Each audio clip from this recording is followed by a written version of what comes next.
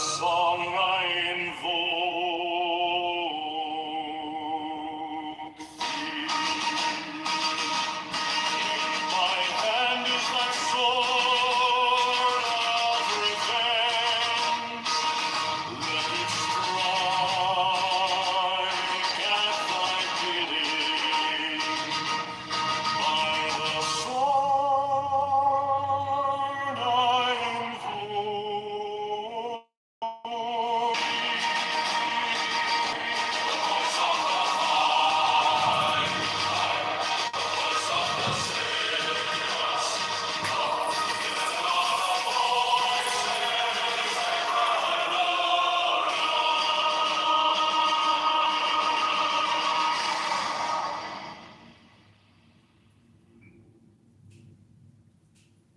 Mine is the head of the man, and my inside is keen as the hawk's. By my bed I invoke thee. I am the only begotten child of my father and mother. My father is dead. My mother bore me with labor and pain and fear. By my body I invoke thee.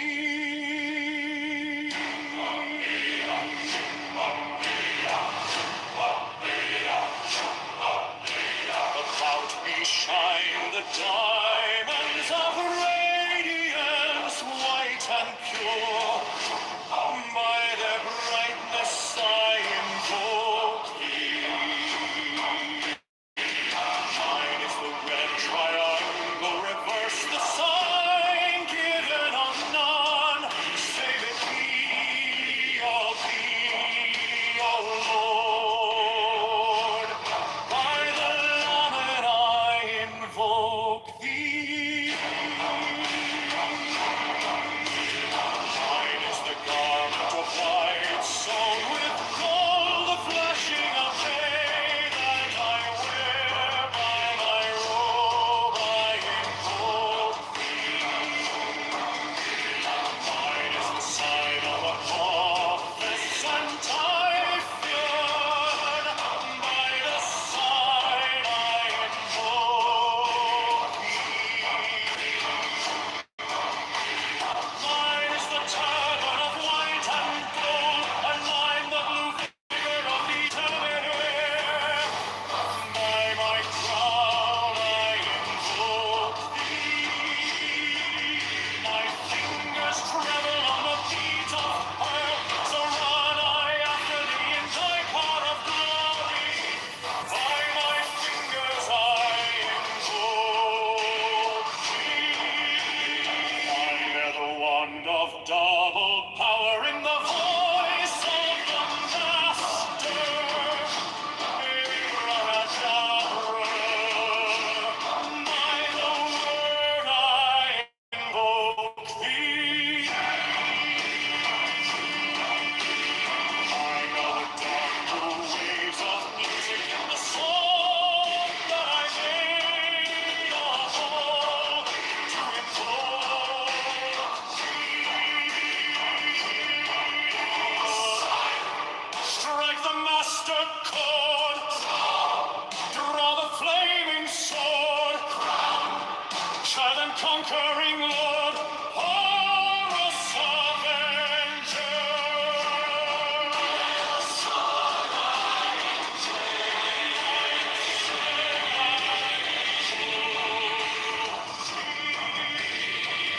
In my hand is thy sword of revenge. Let it strike at thy cheek. By the sword I invoke thee. Voice of the five, the voice of the 611 are the voices. Abracadabra.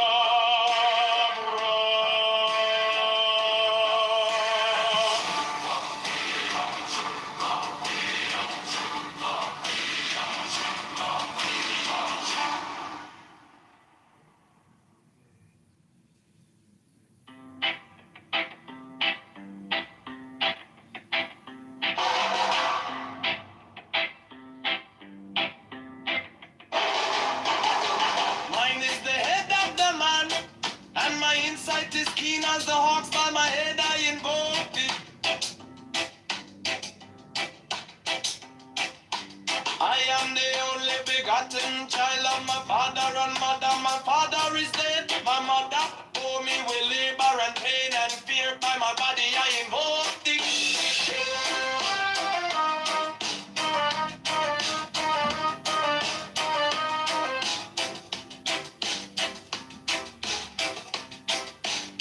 About me shine the diamonds are radiant, white and pure. By their brightness I invoke it. Mine is the red triangle reverse, the sign given of none. Save it be of thee, O Lord. By the Lamb and I invoke thee.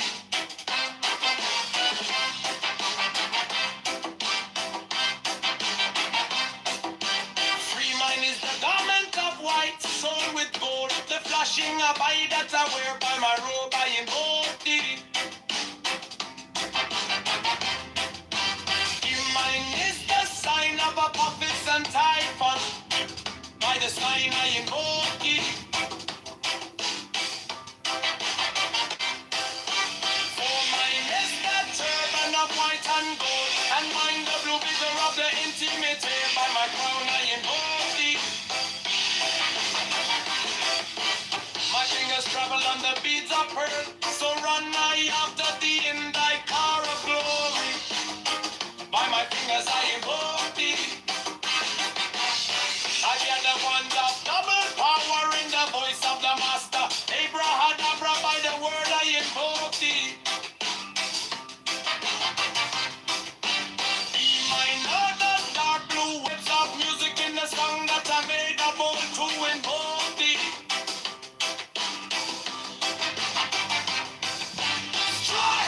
Strike a master chord.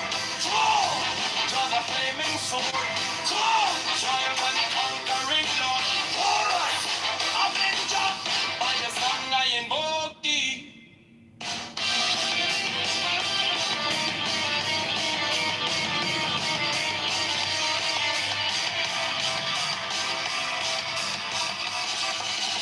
In my hand is my sword of revenge.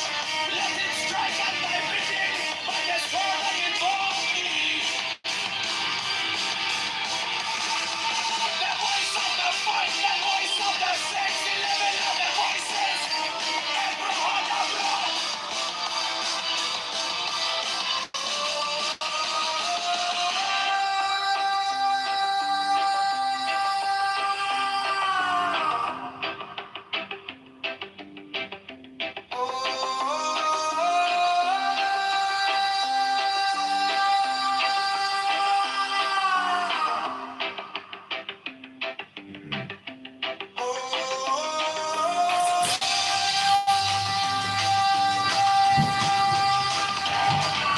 The voice of the fight, the voice of the 611 of the voices. Abrahadabra.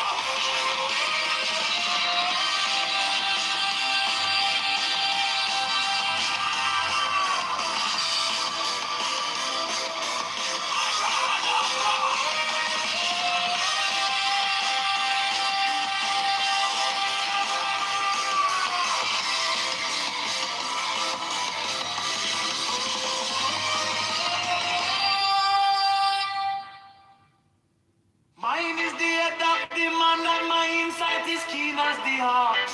By my head I invoke thee. I am the only begotten child of my father and mother. My father is dead. My mother bore me with labor and pain and fear. By my body I invoke thee.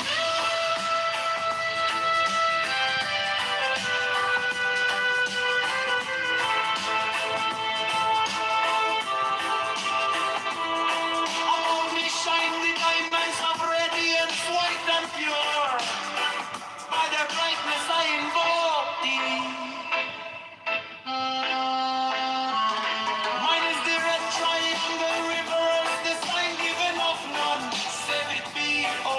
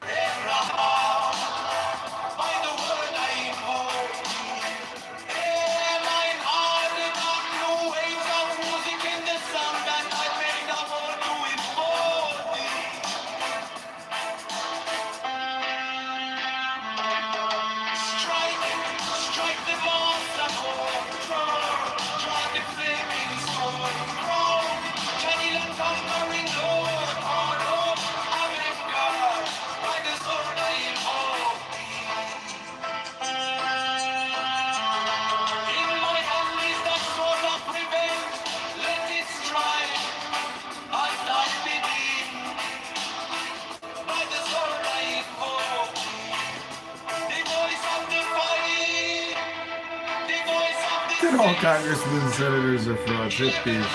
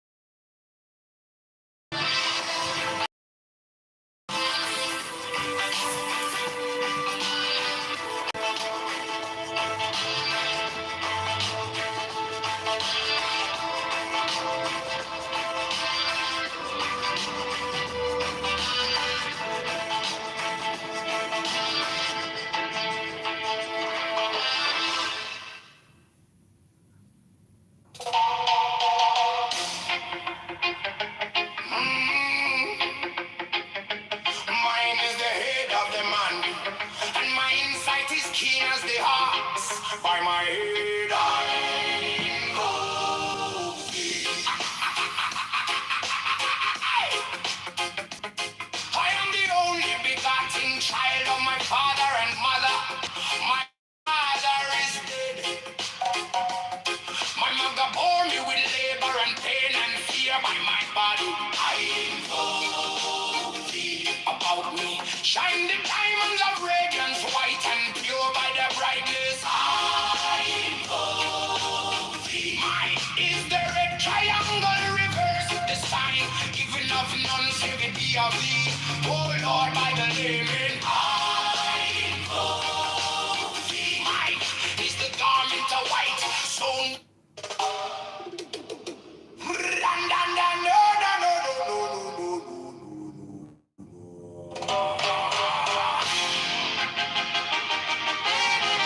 mine is the head of the man, and my insight is keen as the ox. By my head I invoke thee.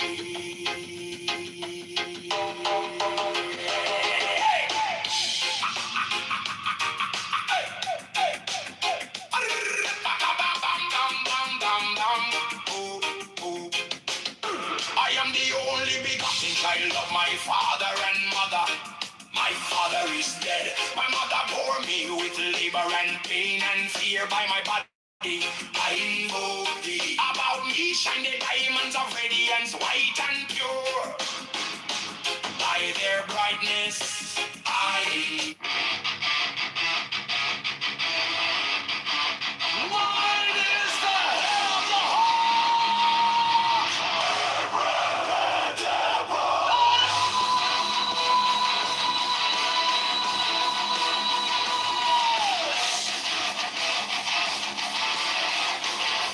six of the rose and cross of life and blood. Bearing the sign and its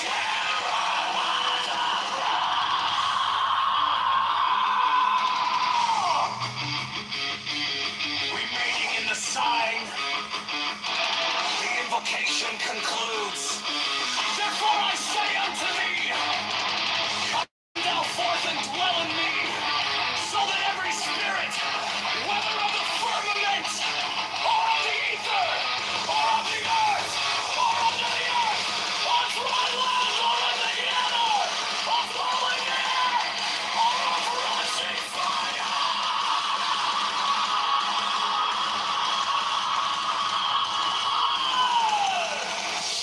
and every spell and scourge of God, the vast one might be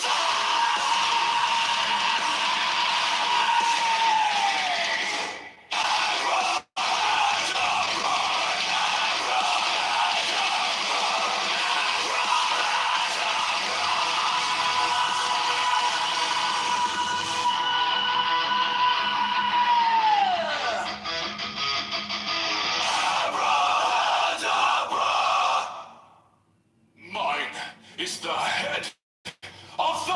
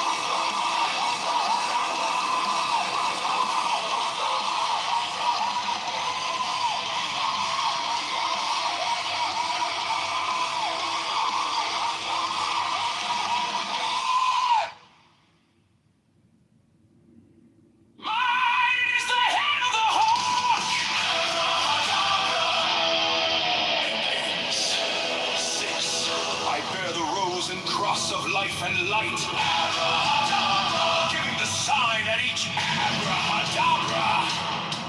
Remaining in the sign, the invocation concludes.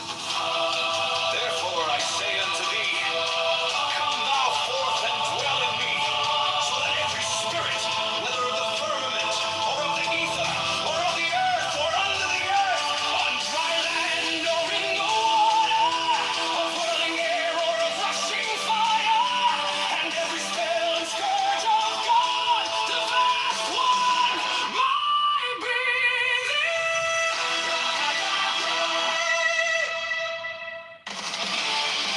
mine is the head of the hawk, abrahadabra, and ends. 6. I bear the rose and cross of life and light, abrahadabra, giving the sign at each abrahadabra. Remaining in the sign, the invocation concludes. Therefore I say unto thee, come thou forth and dwell in me, so that every spirit, whether of the firmament, or of the ether, or of the earth, or under the earth, on dry land, or in the water, of whirling air, or of rushing fire, and every spell and scourge of God, the vast one, might be abrahadabra.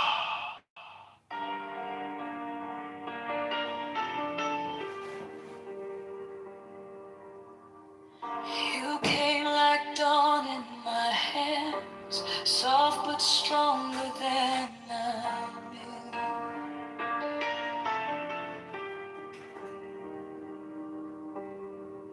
My fear turned gold in your eyes, and my whole night broke in two.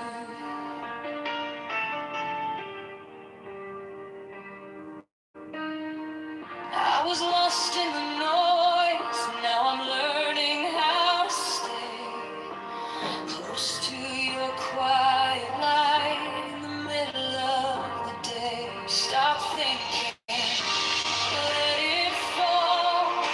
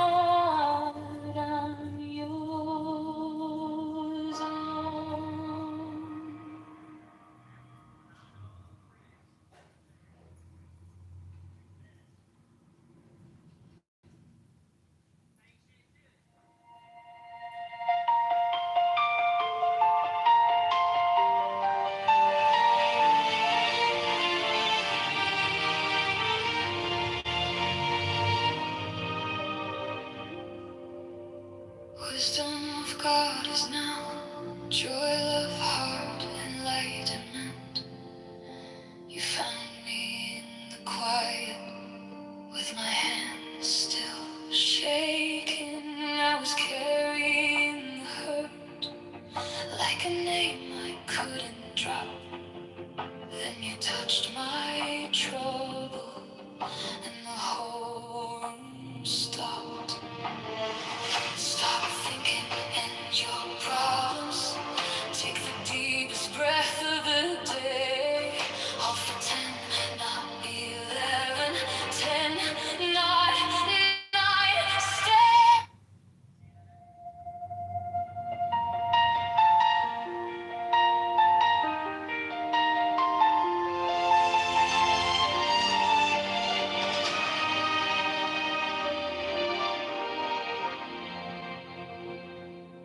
Wisdom of God is now joy, love, heart, enlightenment.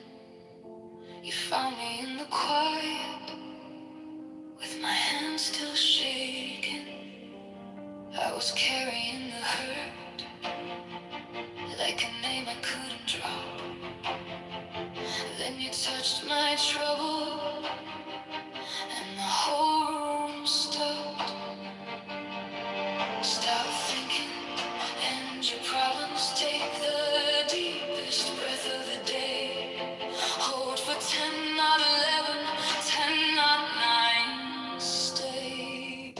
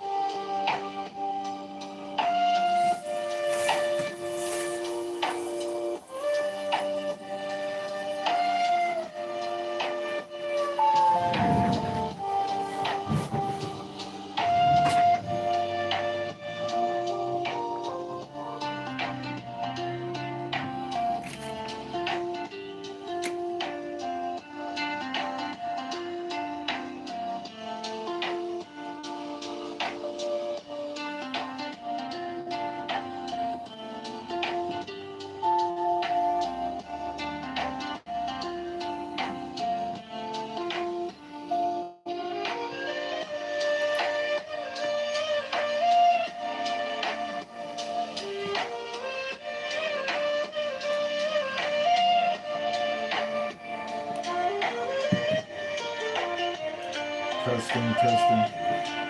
testing.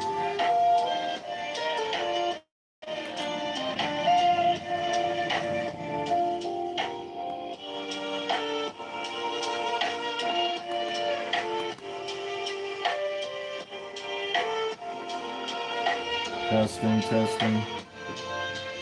Testing, testing. Testing, testing.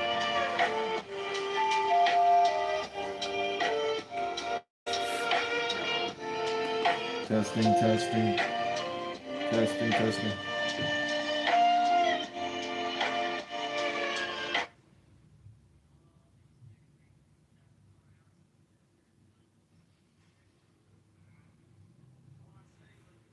Testing, testing, testing, testing.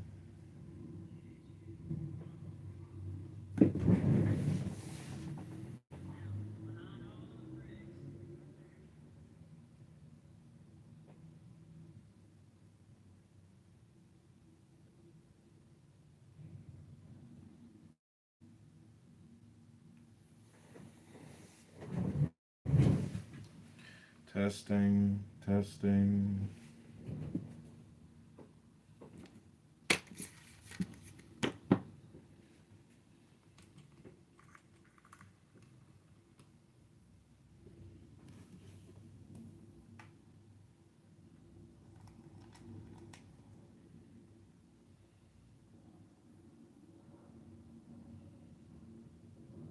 Hello, Gamma.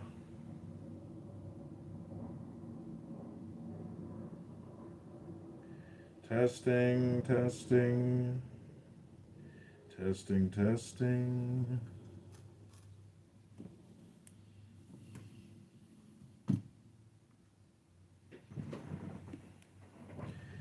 Testing, testing, testing, testing.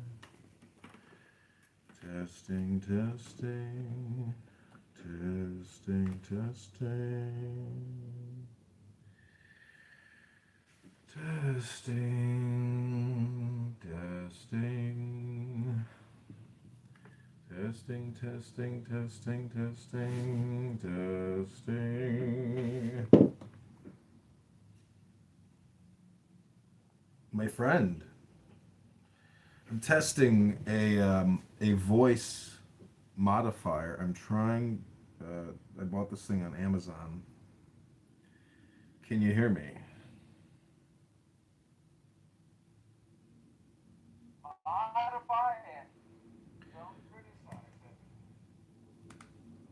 Let's see if I get this thing to work. Testing, testing. Hello, hello? Hello?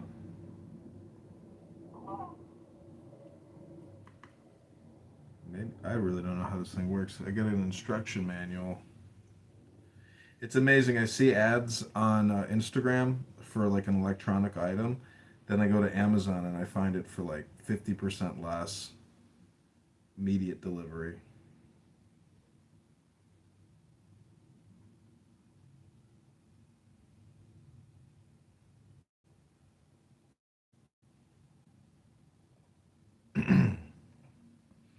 So I'm trying to bring myself to read Ayn Rand, but I can't seem to do it by myself. It seems too difficult of a task to want to have to read Ayn Rand as a 43-year-old man in my home alone.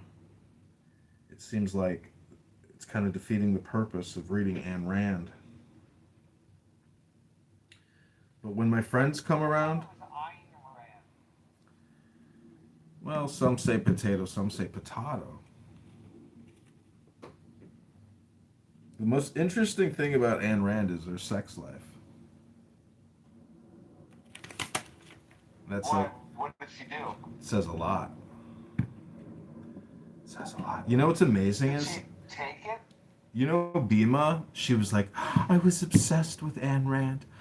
I studied underneath Edward Bernays, and I spent so many years reading Ayn Rand. And so I did a reading room with her where we read Ayn Rand together from the same book, you know, chapter by chapter. And BB came in the room. He's like, come on, Bhima, let's go fucking do a crazy fucking room. Let's do it right now. I'm like, so I kicked him to the goo and I was like, I'm sorry. I was there for that moment, actually. I'm trying to record something. So now I'm blocked from all his rooms, and I'm okay with that because of Anonymous. Like, if it wasn't for Anonymous, I would get annoyed that I couldn't like listen in, you know, as like an obsessive compulsive Clownhouse listener. Alumi, welcome to the reading room. We're gonna read Ayn Rand. If you want to read 3 minutes, you can read any book you want. Doesn't matter what you read. We will listen to you read for 3 minutes. If you listen to us read for 3 minutes, it's up to you. You can or you cannot participate. It's up to you. Indeed, my sheep John, I shall deliver to you nurse. You've given me 3 minutes. I shall take my time. To run. Okay, you want 3 minutes to read a book? Do you want to go now?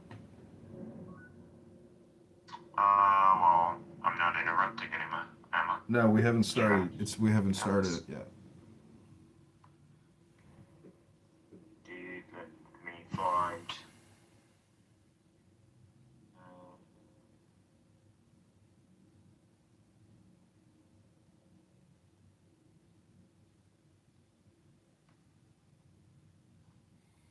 Zach, are you also capable of reading a book this afternoon? I'm driving. Got it.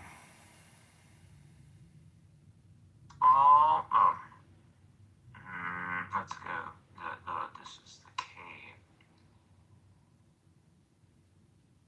Well, I'll take it as destiny. Alright. It is your fate to hear this tale.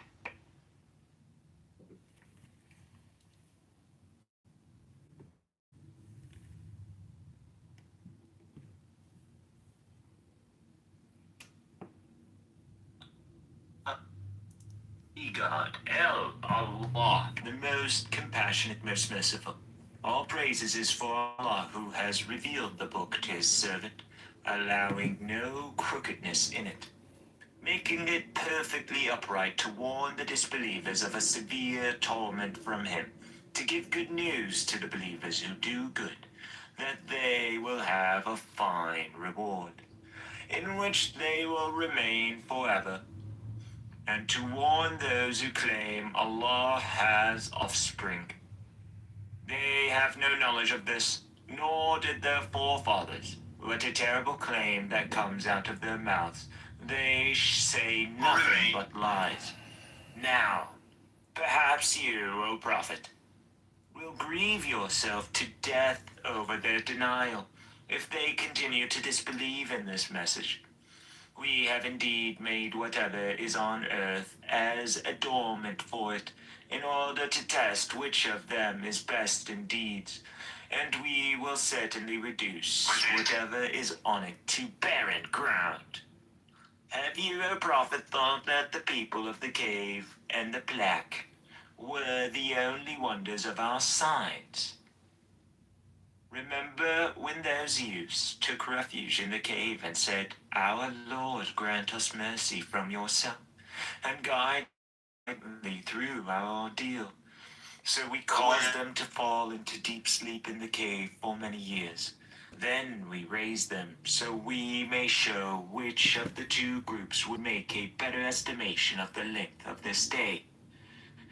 We relate to you, O Prophet, the story in truth. They were youths who truly believed in their Lord, and we increased them in guidance. And we strengthened their hearts when they stood up and declared, "Our Lord is the Lord of the heavens and earth. We will never call upon any God besides him, or we would truly be uttering an outrageous lie." Then they said to one another, "These people of ours have taken gods beside him. What do they not produce a clear proof of them? Why do they not produce a clear proof of them? Who then does more wrong than those who fabricate lies against Allah? Since you have distanced yourself from them, and what they worship besides Allah, take refuge in the cave. Your Lord will extend his mercy to you and accommodate you in your ordeal. And you would have seen the sun as it rose, inclining away from the cave to the right, as it set declining away from them to the left, while they lay in its open space. That is one of the signs of Allah. Whoever Allah guides is truly guided, and whoever he leaves is to stray. You will never find for them a guiding mentor. And you would have thought Okay, they that's were awake, 3 minutes, though they- Illumi. That's 3+ minutes. It's 4 minutes. We have a 3-minute cutoff. Alrighty. It's a 3-minute No reading. worries. Yeah. No worries, my friend. What a wonderful reading. What does that tell you? Like, what did you gain from that, experience of reading? You tell me.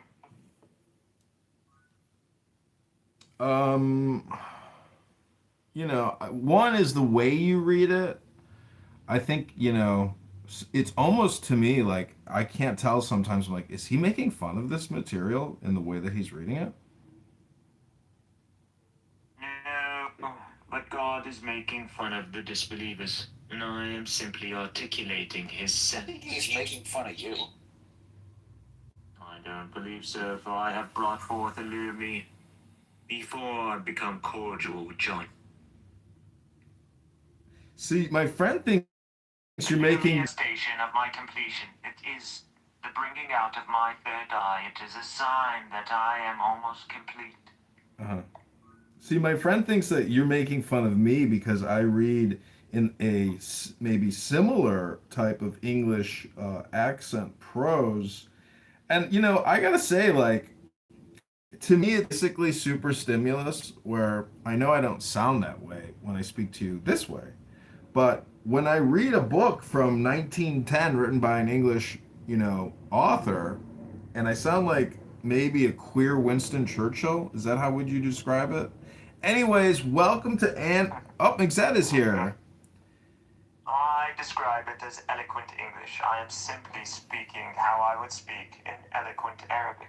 So Mixed said that I'm a crazy person and I should be disregarded, and that's just what I do, and that's the way he talks. And I said that You disagree? I said Mixed was a robot, and that You his did. and he is just a highly programmed robot, and I'm okay with living with androids. That's fine by me. I would never discriminate against an android. I mean, that's my rebuttal, Dr. Mixed. I mean, Mixed, I'm just Well, teasing, I'm just kidding around. I mean, here's my question. In claiming that I am robotic, are you saying that there's something inhuman in my responses, or are No, you claiming just that I am exercising some kind of control over myself that is near robotic and somehow inhuman? no, I'm just trying to come up with something to insult you with. Listen, listen. What I said there was honest and true. I genuinely think you are a nice, interesting, smart person. I also think that you suffer from a compulsion specifically about this app, like you're reckoning with what's going on. It puts you into an unhealthy. I would say you feel somewhat naked, maybe insecure, and like it results in a compulsion. And like as a result, yeah, the best advice to most people is to ignore what you say. Yeah, well, I mean, it's just your opinion, and Again, that's not the advice I'm giving to you. I'm not telling you to ignore or that what you say is not valuable. I'm telling you what the best advice I think is to give to anyone that hasn't yet met you. no, I get it, but see, All right, John. my response is if we were to play back what you just said, and then we were to put it in the frame of a projection, that's your problem. That's my opinion Yes, about the I think projection. John wants work your to. projection out to me on me. I think John wants to work with people. I just feel like people are too dumb, and he has. You are not Christ, John. You're not going to change these people. Did I not just read to you? Jesus didn't change anyone You either. are not going to guide those who God has sealed. That's it. Isn't part of his message like he failed in his life, right? Like he committed his life fully, and thus it was so pure. So like everyone should commit their life fully, knowing that they will fail. No, No, you have missed our recitation of the I don't know. I Holy. just see a bunch of failures around. I just thought you guys were committed to it. Here, let me find now. Damn. And you would have seen. Oh, here we go. That is one of the signs of Allah. Whoever Allah guides is true. No, Illumi, hold on. Whoever he leads Illumi, to please sin, hold. You will never find for Illumi, you gotta hold on. This is a Illumi. This is a 3-minute reading room, and it's my book club. It's my nonprofit. I met with my psychiatrist. I took Mixed's advice, and maybe I am Yeah, crazy. this room is part of the terms of his parole. Maybe I am crazy, and so according to Mixed, how would It's just a question of reckoning with your insanity. okay? So how would you? What would your? So explain to me your diagnosis and your treatment plan. Okay. My diagnosis, my sense of you, is that you're on this app compulsively, and that you specifically engage in performative presentation of your thoughts, which I think because it makes you uncomfortable to maybe like I don't know share and talk honestly the way you sometimes do, like with me in smaller rooms, but like I never see you do to a stranger or to like a new person. I see you, making announcements, sort of mindfulness declarations, which would be okay if like there was a consistency to it. But the only consistency is that you kind of push it to the level of annoyance, like troll. That's where it leads me to feel like there's some kind of insecurity, the dominance you feel the need to exert. And I'll tell you this also, regardless of the dominance you need to exert and attempt to do, you have a very striking voice. Like you do draw people's attention. I notice when you say absolute gibberish, people are captivated. And all I'm saying is that like that's a gift, and maybe that causes some of your embarrassment. Maybe like people pay attention to you, so then you feel exposed. I don't know to do. But like, I see the compulsion, and like in terms of self-control, like what would I prescribe? I would say like you don't have to speak all the time, and like right now you're listening, and like I would experiment with different styles of communication than the one you're leaning on.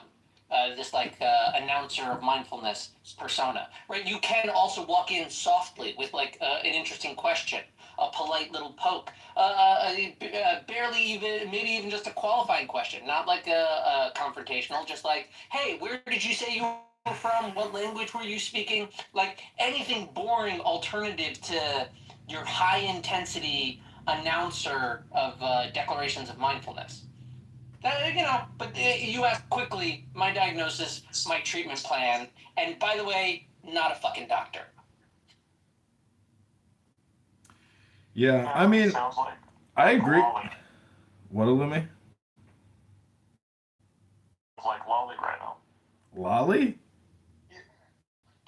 Nothing really wrong with anything that. Well, you just have offered criticism and no solution. No, that's not true. I did propose a therapy approach. I said that there were specific styles of like more low intensity communication that he could play around with. And like I get it, like part of the fun of this app is you can go to high intensity communication, and like there's always a spot where it's like proper. I'm just saying, like, for your, in terms of my sense of not being a doctor, but knowing you as a person and people, my sense is you need to chill out and like flex your more mindfulness relaxation muscles in your communication. I agree. And I think you sense that struggle, which is why like for you it's kind of silence or this radio persona. And like again, not a doctor. I'm not saying this is actually a good therapy. It just seems to me you could exert some self-control over your own speech and benefit from it. It always keeps running. I agree, and I told. I'll get you one day, Roya, and you will be on my block list. My psychiatrist is like, "What are you doing positive for yourself?" I said, "Well, I'm trying to organize a book club with veterans that have PTSD or depression." And he's like, "Oh, that is a very good idea. That's very smart." And then, so they like that. Trying to get them all like those therapy drugs. Well, I got prescribed. I got prescribed. I got prescribed the medication. Not weed. I'm talking about like the good stuff, the clinical trials that they're doing for PTSD to specifically treat the trauma. I think MDMA is the one that's like really, really good. Well, I'm saying is, like, not experimental. The veteran. Yeah, that's what I'm saying. Veteran Affairs. It's in clinical trials, but it has excellent results. It's in your wheelhouse. You're already crazy. It could probably chill you out, and then you'd just be a drug connection. That's an easy moneymaker. Come on, man. So the veteran. Paid by the government to go dose the fucking veterans. Yeah, the government offered me $300 to do a magnetic procedure. Where you go under high power magnetics. Kind of like electric. I think it's just what they call electric shock therapy nowadays. To tell you the truth, I think they're just relabeling it as. By the way, like you're probably not wrong because they do use that, and as terrifying and brutal as it actually works. It does work. It works sometimes. It can be super brutal, and it was definitely abused in the past, but it is still like a viable technique. Honestly, on a far like lower dosage, they've like investigated other stuff, like sort of little tinkerers with like 9-volt batteries and like little skull caps. They are able to simulate some very interesting brain states based on like a skull cap and the right electrons. Just like the right signal, the right megahertz, and the right variance, like whatever. It causes an effect, and a weird measurable effect they saw was they had a person try to play like a video game that gets progressively harder the longer you play until the person, of course, the person dies. And then they put the cap on, and then the person just sort of went right through it. Didn't struggle at all. Got terms. Didn't. It never got hard enough. At some point, they beat the game and got well past where they were before they had the thinking cap on. Well, what I'm saying is like. I told my. Be surprised that electrical signals by the brain can actually have tremendous therapeutic value. Yeah, I told my friend here, because the psychiatrist asked me 9 questions, and he said, your borderline personality disorder based on your responses off of this diagnostic questionnaire.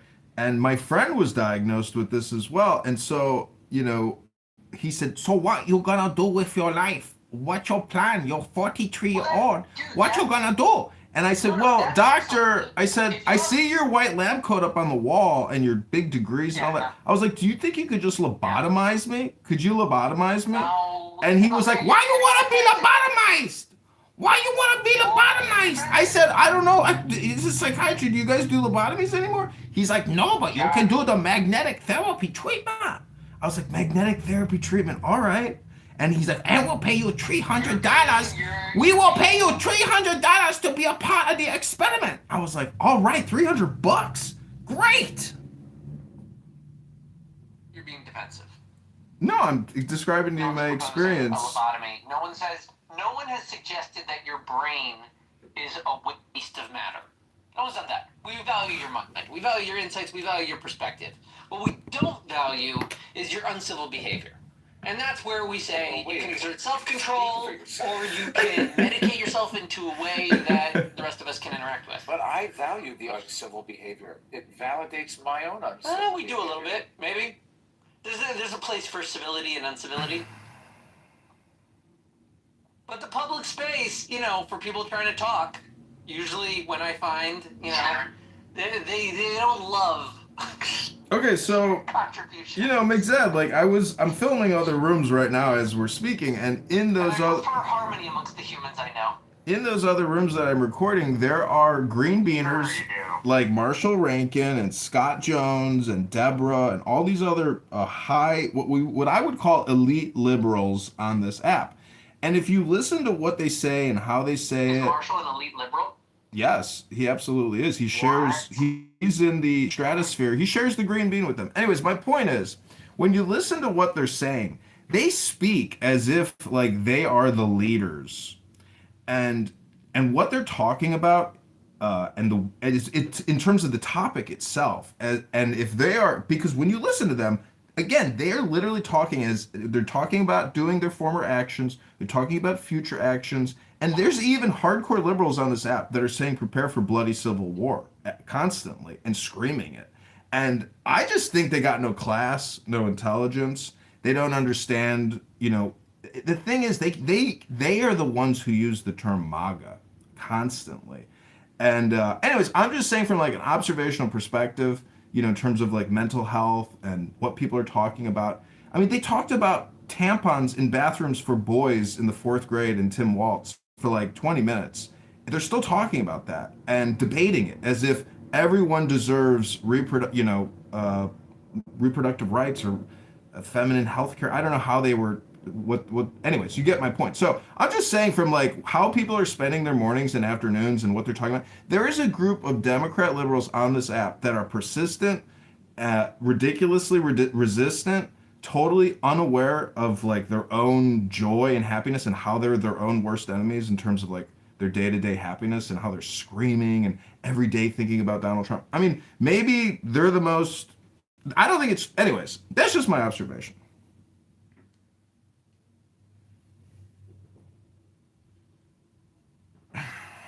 But this is a book club because after talking with my psychiatrist, Dr. Vinny Boombatz, Dr. Kim Lee Suk Won, I, want to say that I'm kind of impressed with the doctors at the VA. I didn't meet one doctor who's actually an American.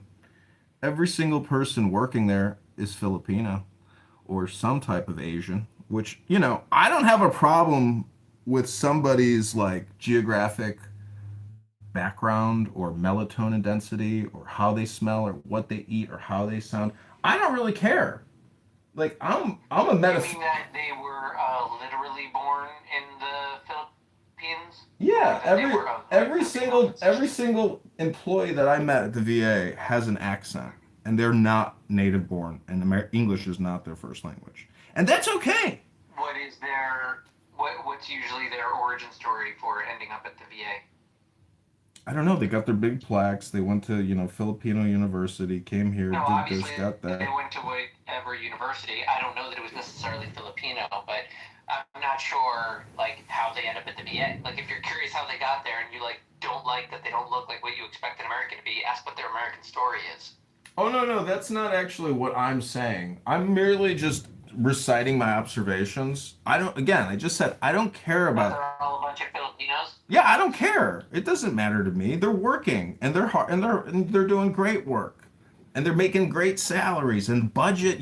Did you know what the VA budget is? It's 150 billion a year just in disability pension. 150 billion a year just for the disabled pensioners. Well, it's expensive. They got a lot of specialty. That doesn't include the budget for the VA facilities and all the staff and all the medical device technology and all the fun. Anyways, that's not the purpose of this room. I would boost up the VA. I don't see any reason the VA should be weak. Weak.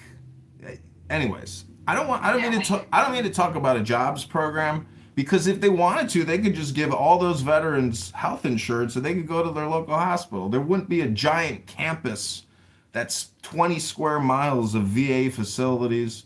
I mean, we wouldn't need There's it. a reason that the veterans get different health care. There's a There's a reason reason. the veterans get different health care. All right. Well, what would a libertarian? I mean, What would a listen, libertarian I'll tell you say? this. I'll tell you this. I grant you, it should be that a veteran can also check into a local hospital and that those records just integrate nicely into the VA. But like the government has a vested interest in monitoring the specific health care of the specific soldiers that donated their lives to it. There's a different rationale behind the healthcare system for the veterans than there is for the citizens. Have you ever been to a VA hospital? No, I'm not. Well, the public can literally walk in and go to any floor they want. There are offices wide open. There's no security. It's like I would. It is. Is that bad? It's a What do you mean? huge. What's so bad about the place? There's limited security. I'm just saying that the one that I went to was the laxest I've ever seen. The one in Chicago's So hard. there's at least like a door, and you press a button, and someone opens the door. No, and no, opens the no. door for you. No, it's not like. So it's an open door. You walk in, and there's a guard somewhere. Violate the parking, they show up, and then you get a ticket, and then you realize this is a federal. No. Every facility is a little different. The one in Chicago is high security because they deal with Chicagoans, and a lot of them are actually like gang leaders, from Vietnam. They go in dressed like pimps. I said to this one guy, I was like, "Sir, can I ask you why you're dressed like this? It's so magnificent. It's an incredible outfit." And he said, "I'm in a crew." I said, "Oh, excellent. Thank you."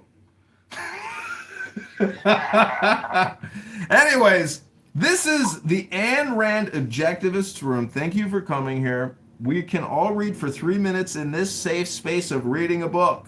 Alumi read from the Quran about Muhammad in the cave. My friend is driving a car. Zed, have you ever experienced reading a book on Clown House?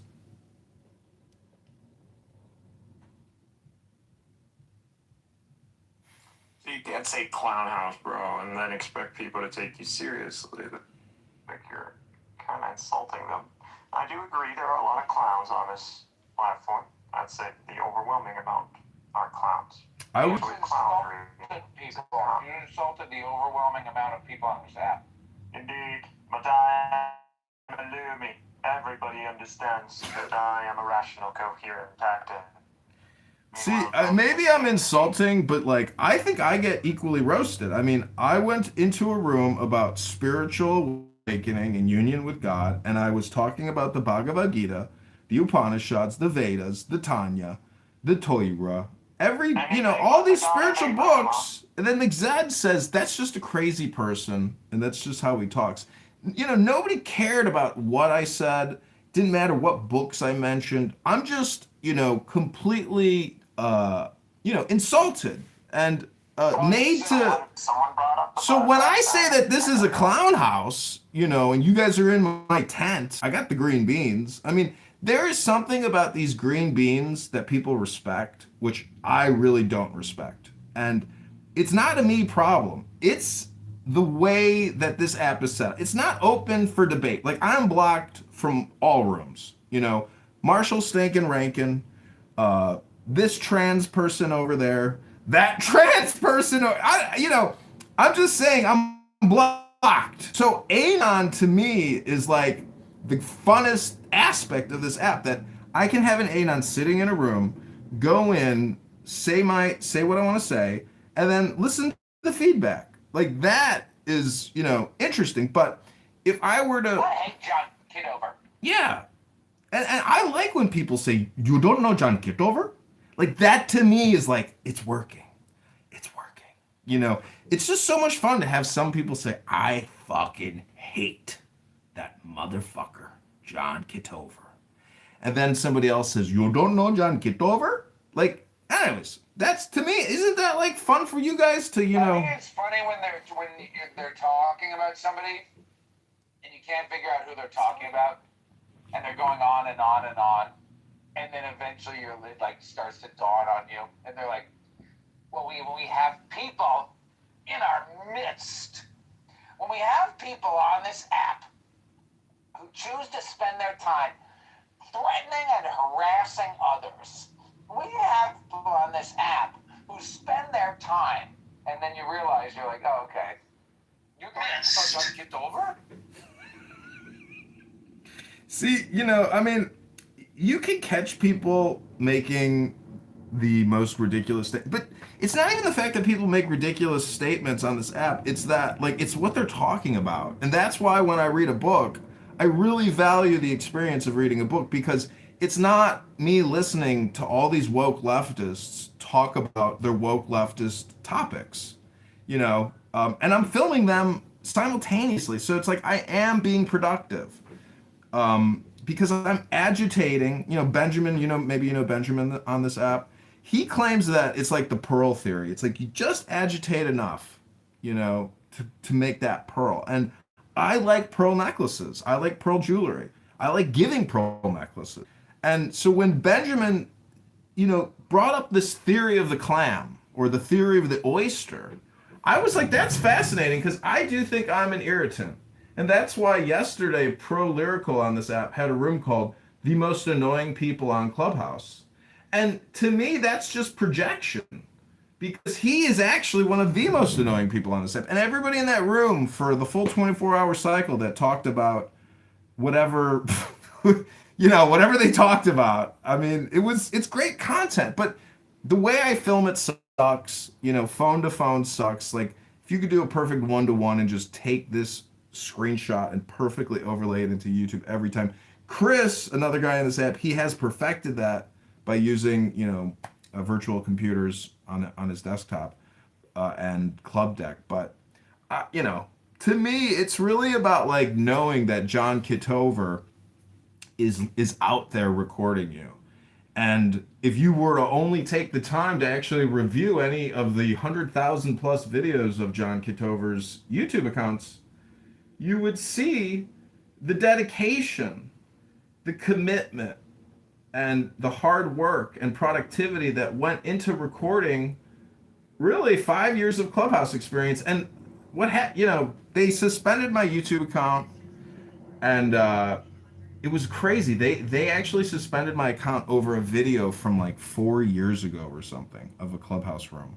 It was so old. I was like, so it must be algorithmic, because I have so many videos up. You just give up after like at least 3 minutes. You can't go through any of it. It's just so incredibly dense and pointless. It's just amazing how I've taken an entire compression of 5 years of Clubhouse, and it's completely worthless. It's got no value. No one looks at it. But I think it's really because of algorithm discrimination. And if people talk about discrimination and civil rights and all these constant, never-ending discriminators in this country, I, as just a human being, feel that like my mere existence is now being discriminated against by major technology platforms, by the algorithm. And it's, maybe it's a me problem. I mean, I get flagged for hateful, abusive speech content, and it's amazing that it's actually me saying it sometimes, but what I'm saying is actually legal. It doesn't violate their policies. It's just the complexity of how do you define and accurately diagnose hate speech using algorithmic methodology. And then it goes to an appeal process, and then they come back and they say, no, we have determined this is hateful. And it's like, when I listen to it, I'm like, anyways, I usually don't listen to it. I just move on. But welcome to the Ayn Rand Room Kitty, Michelle, Mark, the MFer down in the goo. I did buy a voice modulator simulator thing here. I'm trying to figure out how to use it. It's only $20. It's made in China. And I think it would be a lot of fun to, come in. You can be a baby, you can be youthful, you can be a male, you can be a king, you can be a lolly, a youth, a female, or a witch, male to female or female to male. Then it has a bunch of sound effects like kissing, laughter, cheerfulness, applause, supricide. I think maybe the spelling are on the actual device. Show up, crow, and time. Oh, maybe it says surprise. Surprised, but they got it spelled wrong. So, again, this is a reading room. At any moment, anyone can read a book for 3 minutes. It's completely up to you. Mixed, do you want to read a book for 3 minutes? I know you like the conversational experience more than actually reading a book here. I like the book conversation experience. Kitty, do you want to read a book? Michelle, Mark, you got 3 to 10 minutes to read a book here. You can do it. I have faith that we can read books as humans again. Michelle, welcome.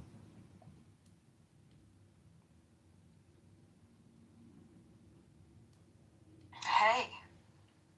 How are you doing, darling? I'm okay, and I've read for you before. We've done this before a couple of years ago.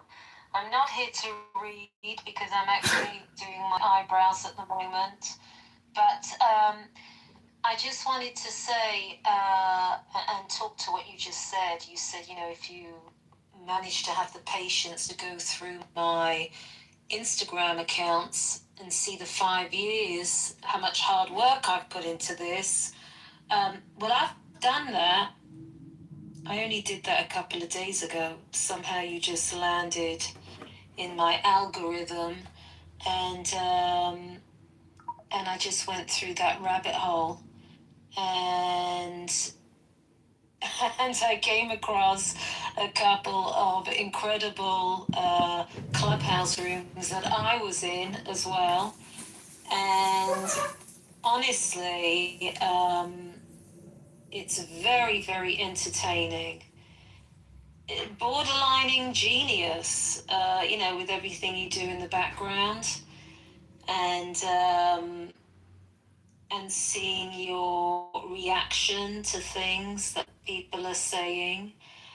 I thoroughly enjoyed it, John.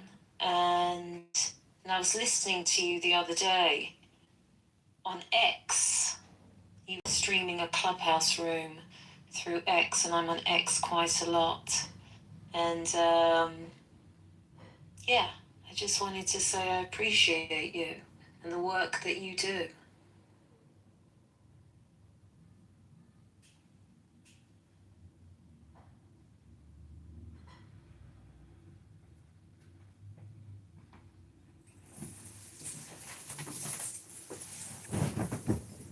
Oh, well, thank you so much, Michelle. Sorry, I just had to call the cops on somebody. Uh-oh. What was he doing, or she doing? What happened? This is my new thing while driving in a way that I don't like. I just call the cops right away. I just instantly pick up the phone and call the cops, and I say, I'm headed southbound on Jefferson, and I'd like to report an erratic driver, license plate Charlie 69er. It's a black sedan driven by a young black male. Person is weaving in and out of the driving lane. I'd like to call to report an erratic driver headed southbound on Jefferson. Thank you. And that's what Rabboni Shalom. Either you're a great driving instructor or you're a terrible driving instructor. I wouldn't know until I experienced being in the back seat of you driving a car with a student.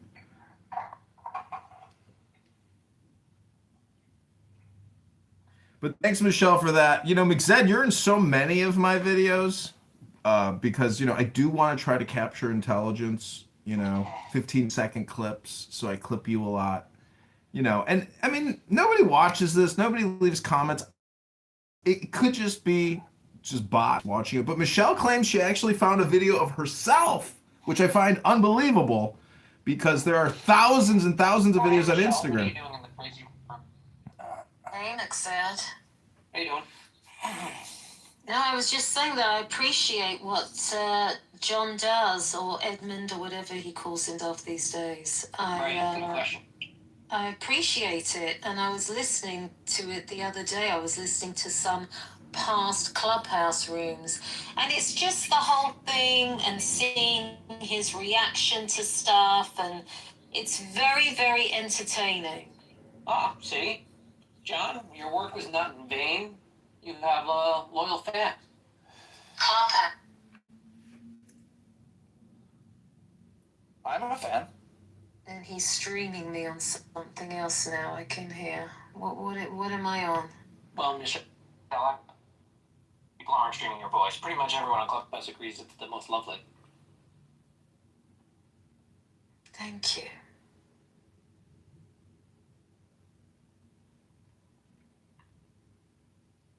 So, I've been reading this. I'm trying to get to this book. It's right in front of me. It's called The Virtue of Selfishness. It deals with ethics. And, I asked him, said, well, how would you teach an ethics class? I was like, you wouldn't just give a reading list, read the books, discuss the book. He's like, no, I'd sit there and we'd figure out first. No, I wouldn't do that for an ethics class. I'd probably start with, definitions of terms. Yeah, that's exactly And what then, you said. Whatever people... I'd run it kind of like a group therapy. I'd be like, first, what are our terms? And then I'd ask people what people thought was, ethical or moral. And then we try and grow off of that. Somewhat Socratic. Just try and provoke and see where the conversation grows while people think about ethics. The problem with the way people discuss it nowadays is they use ethics more as a litmus test for a false philosophy or ideology. If it violates some kind of moral sense they have, then they say it must be wrong. Sorry. Oh, you're done. Sorry. They don't think through the broader concerns in ethical systems, like what we're getting at with ethics. Right, that's very true, but also... It's hard to put your finger on exactly what ethics are about. That's very true. But also, my reel got 6,000 views, and I'm going to put the link in the chat. Impressive. Yeah, how do you... The thing about the ethics that's interesting to me is it's like if you try to solve one problem, it creates another problem over here. So it's like it is intertwined with economy, with social, cultural, medical, industrial, military, industrial, banking, industrial, energy. It's like it's all... There's ethical, To me, the left woke political communication shows that their communication isn't really based on high value ethics. I think you said once that, essentially we have an ethical problem in society and that's why we have all these issues, no? Well, I don't think we teach ethics or ethical reasoning very much. I'd say the closest you get to studying ethical reasoning from the broad educational system is history, and then if you specialize in it in college, well, it's a worthy study. History is more is story. Am I right? It is a bunch of stories, but I love that. It converges into a singular narrative that is accepted as true. Okay, so I think maybe I'm the only one capable of reading books anymore in 2026. Imagine a movie where a man discovers that, everywhere he goes, he can't find one person reading a book or willing to read a book anymore, and he's the only one who has a superpower to read books. I went to Chabad for a mega Shabbos last Shabbos, and I looked at the rabbi's daughter in front of a bookshelf reading a book like a robot. She was going reading, from that big blue book. And yeah, you don't understand what she's doing. Yeah, she's reading, right? But she's using her tongue to No, You don't understand. She's producing a reading. She's performing it or preparing for a performance. It's like what she's doing is closer to an actor or orator or speech giver preparing to make a declaration with correct pronunciation and intonation. That's what she's preparing for. It looks like a robot to you because you're not appreciating the form. I just wanted to say I'm don't seem Jewish, very so sorry. please don't. No, I'm not saying like I'm being facetious when I say she was a robot. I thought she was like reading, but like reading silently, but still like using her mouth to like formulate the words or something. I'm just making fun of the robot word. No, all I'm trying to highlight is Jews engage in a lot of mechanistic behavior, but the meaning of it isn't necessarily their interpretation of like what they're reading every time. Sometimes it's pronouncing it. Sometimes Hang on, do you mean she was davening? Yeah, she was davening basically. I'm not sure what he's saying she was doing. John? Yeah, I don't know if it was davening per se. She looked like to me she was reading a book, but like I had never seen somebody like. I guess she was actually just quietly reading out loud. That's what she was doing.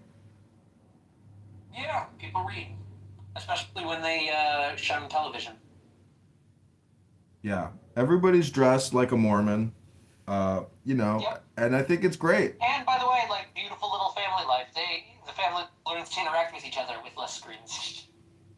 Yeah, it's remarkable. I mean, and he's got a big family. He's got like I think 8 kids, 9 kids, somewhere up there. Mm-hmm. And his wife looks Yep. like she's 29. I'm like, Yeah. and she looks great. They're having all these kids, and she's so nice. Is And back, baby. yep, Some of them are very glamorous. Yeah. They walk around in high heels. They've got like a 10,000 shaitel on, $10,000 shaitel on. They're very, very glamorous. I knew a very impressive Lubavitch wife woman who had given birth to, I think, 6 or 7 children, and she was also, I think, a cardiologist. She was at least a doctor, but I think she was a heart doctor. And her husband was like a handyman Lubavitch guy. And I was just endlessly impressed with that woman.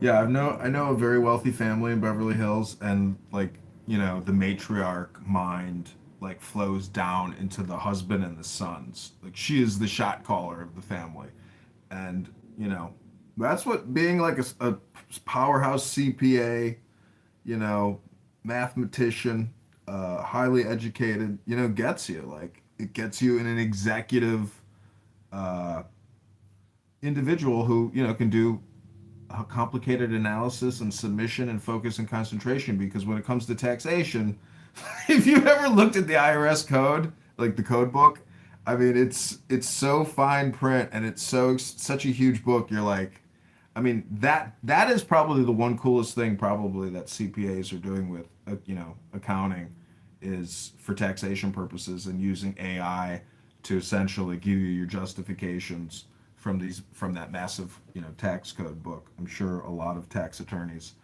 are doing that. I would like to read Ayn Rand if somebody wants to hear me read a book for 3 minutes. I could tell you about my lawsuit against Scott Bessent and the IRS. I have a May 21st pretrial hearing with an EEOC judge.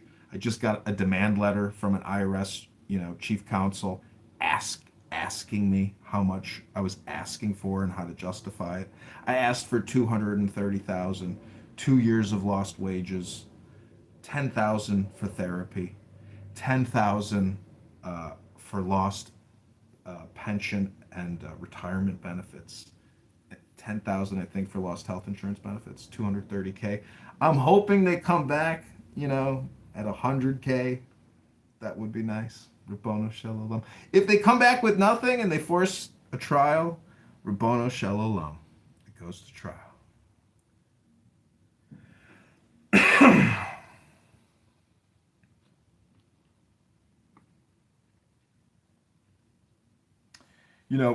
Since I've run for 2 elected offices, I've had to go to quasi trial, quasi political trial for petitions, and that whole experience of the communication with the lawyers and the judges has conditioned me to essentially draft documents and communicate. And one of the attorneys in my congressional trial, the guy who challenged me on behalf of Darren LaHood, he said in an email to the judge, "This guy just spews gibberish," something to that extent. And it was ridiculous. This lawyer wore a baseball cap to the trial. His arms are all tatted up, and he had a toothpick in his mouth. I couldn't believe it. I was like, and he made $150,000 at that trial to get me off the ballot. Can you believe that? It's fucking amazing.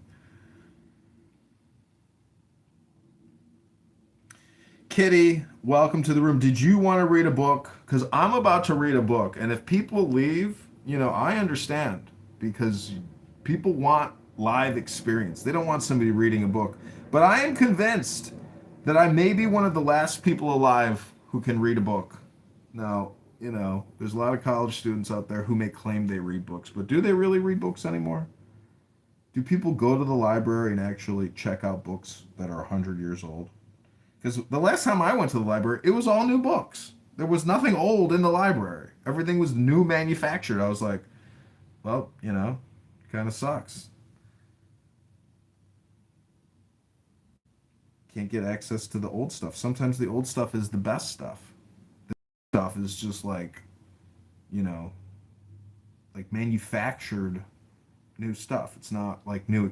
See, stuff in the 1910s and 20s was like new experience, new discovery, new research. And now everything they reproduce, it's just like reruns. Kitty, did you want to come up? Because I'm about to read Ayn Rand for 3 minutes and clip it on YouTube in 3-minute increments. We are on page 26. Welcome to the book club, Kitty.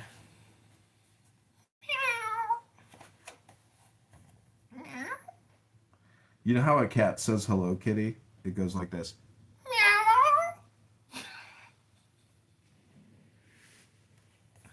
Okay, this is Ayn Rand. Oh my God, Kitty. If you don't come up this time, I'm giving up. Okay, I'm giving up on you. Doesn't work. This is The Virtue of Selfishness by Ayn Rand, read by mayoral candidate John Kitover. Go to mayorkitover.com or johnkitoverchicago.com. This is Ayn Rand, page 26. The Objectivist Ethics, The Virtue of Selfishness. Man cannot survive like an animal by acting on the range of the moment. An animal's life consists of a series of separate cycles, repeated over and over again, such as the cycle of breeding its young, or of storing food for the winter. An animal's consciousness cannot integrate its entire lifespan.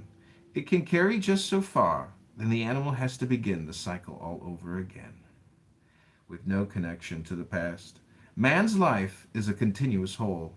For good or evil, every day, year, and decade of his life holds the sum of all the days behind him. He can alter his choices. He is free to change the direction of his course. He is even free, in many cases, to atone for the consequences of his past, but he is not free to escape them, nor to live his life with impunity on the range of the moment like an animal or a playboy or a thug. If he is to succeed at the task of survival, if his actions are not to be aimed at his own destruction, man has to choose his course, his goals, his values in the context and terms of a lifetime. No sensations, percepts, urges, or instincts can do it. Only a mind can. Such is the meaning of the definition, which is required for man's survival, qua man. It does not mean a momentary or a merely physical survival. It does not mean the momentary physical survival of the mindless brute, waiting for another brute to crush his skull. It does not mean the momentary physical survival of a crawling aggregate of muscles who is willing to accept any terms, obey any thug, and surrender any values for the sake of what is known as survival at any price, which may or may not last a week or a year. Man's survival qua man means the terms, methods, conditions, and goals required for the survival of a rational being through the whole of his lifespan and all those aspects of existence which are open to his choice. Man cannot survive as anything but man. He can abandon his means of survival, his mind. He can turn himself into a subhuman creature, and he can turn his life into a brief span of agony.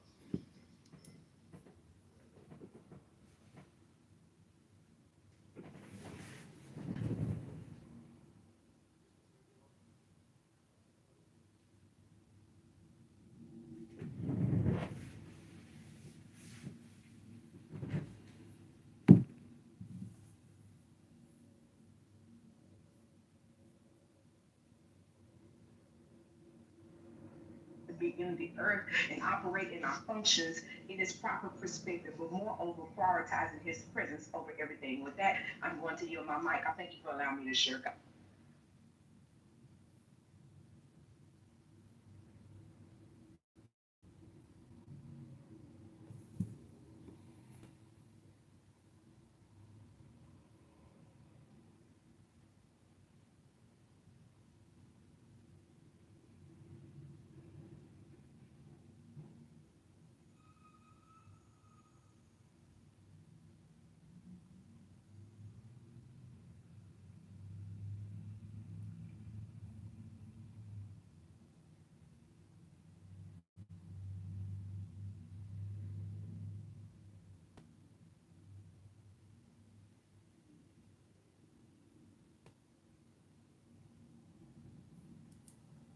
Having a leading coefficient have a negative value when you could have buried the negative kind of thing.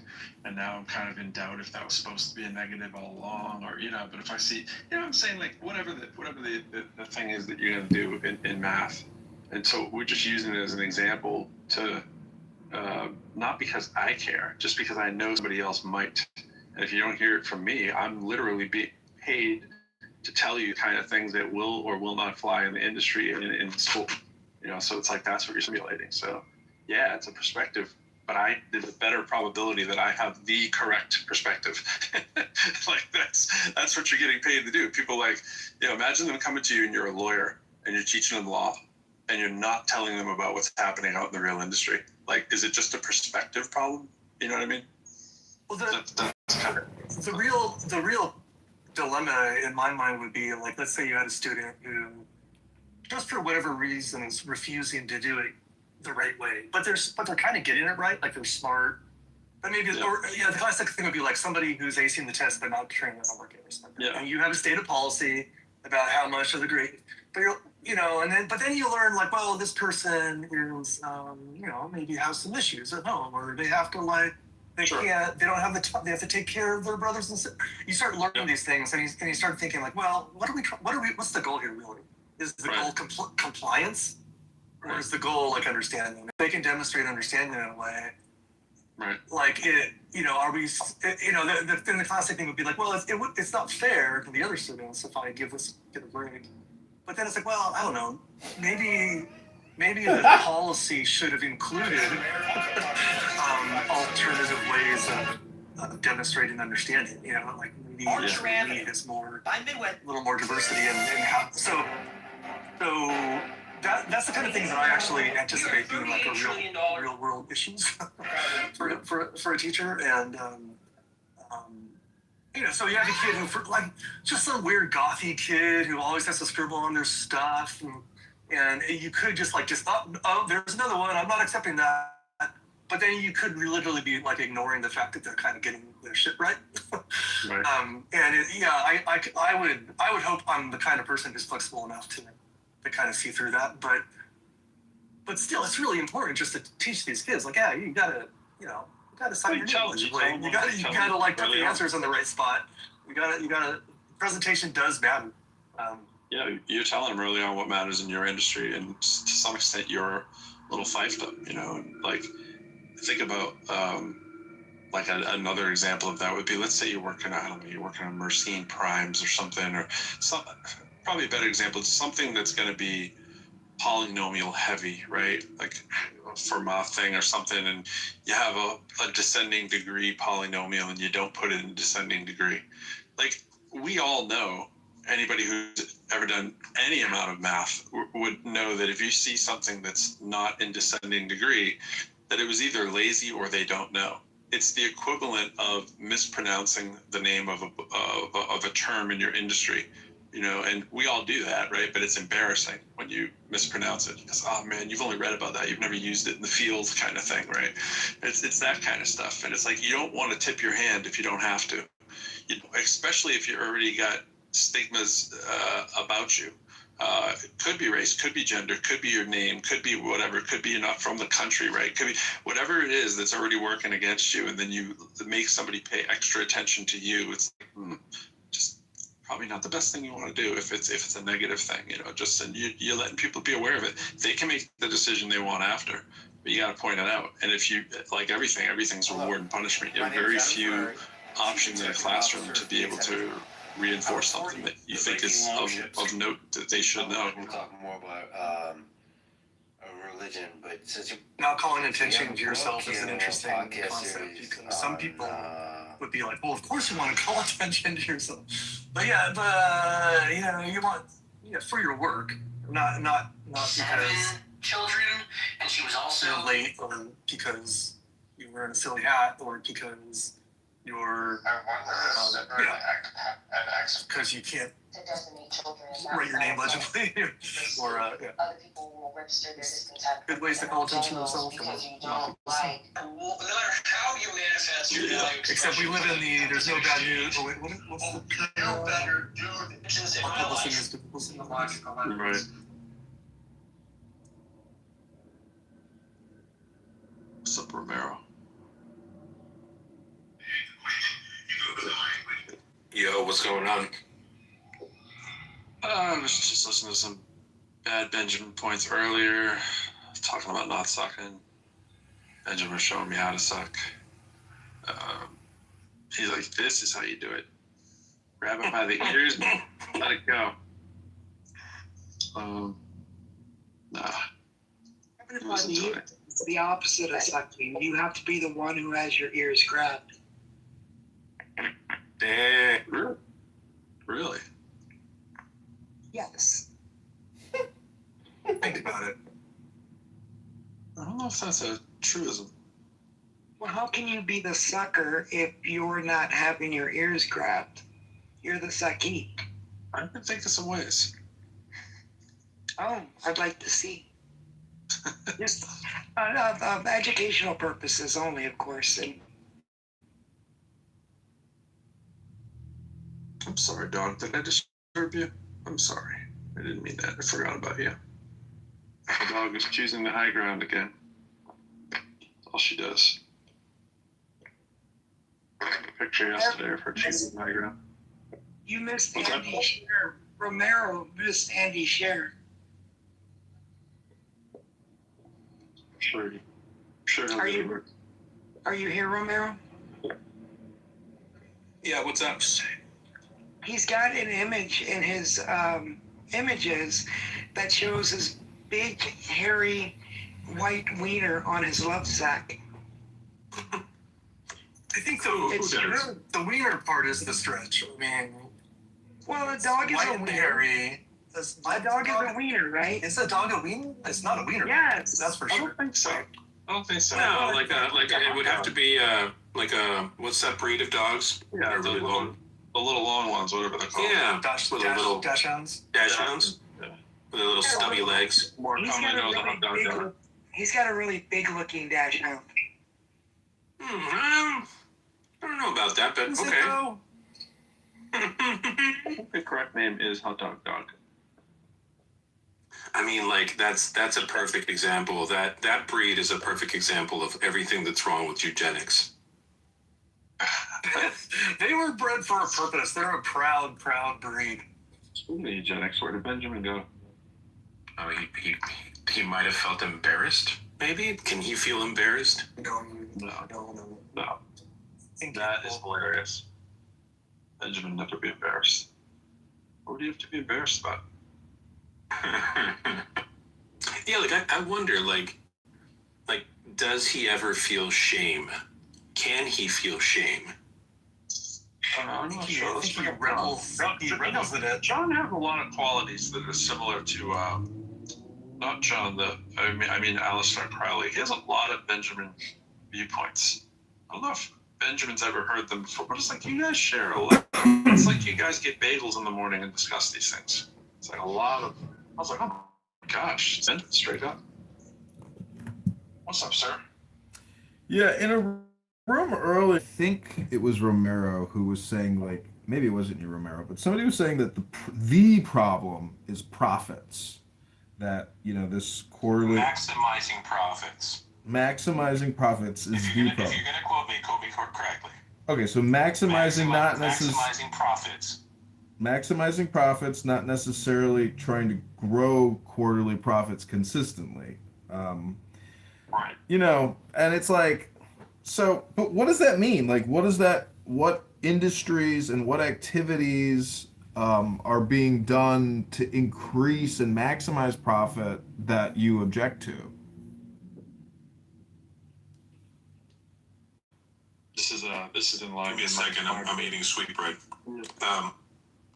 I mean, again, what Romero was talking about was in context to what, you know, let's talk about MAGA and let's talk about Donald Trump. And so Romero brought this up in that I'll context. break it down for you.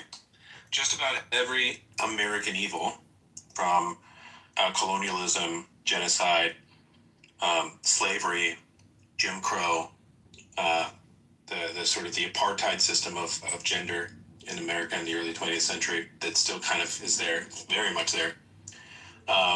The polluting of the environment, the destruction of the environment, the polluting and destruction of people's health, all of those stem from maximizing profit, right?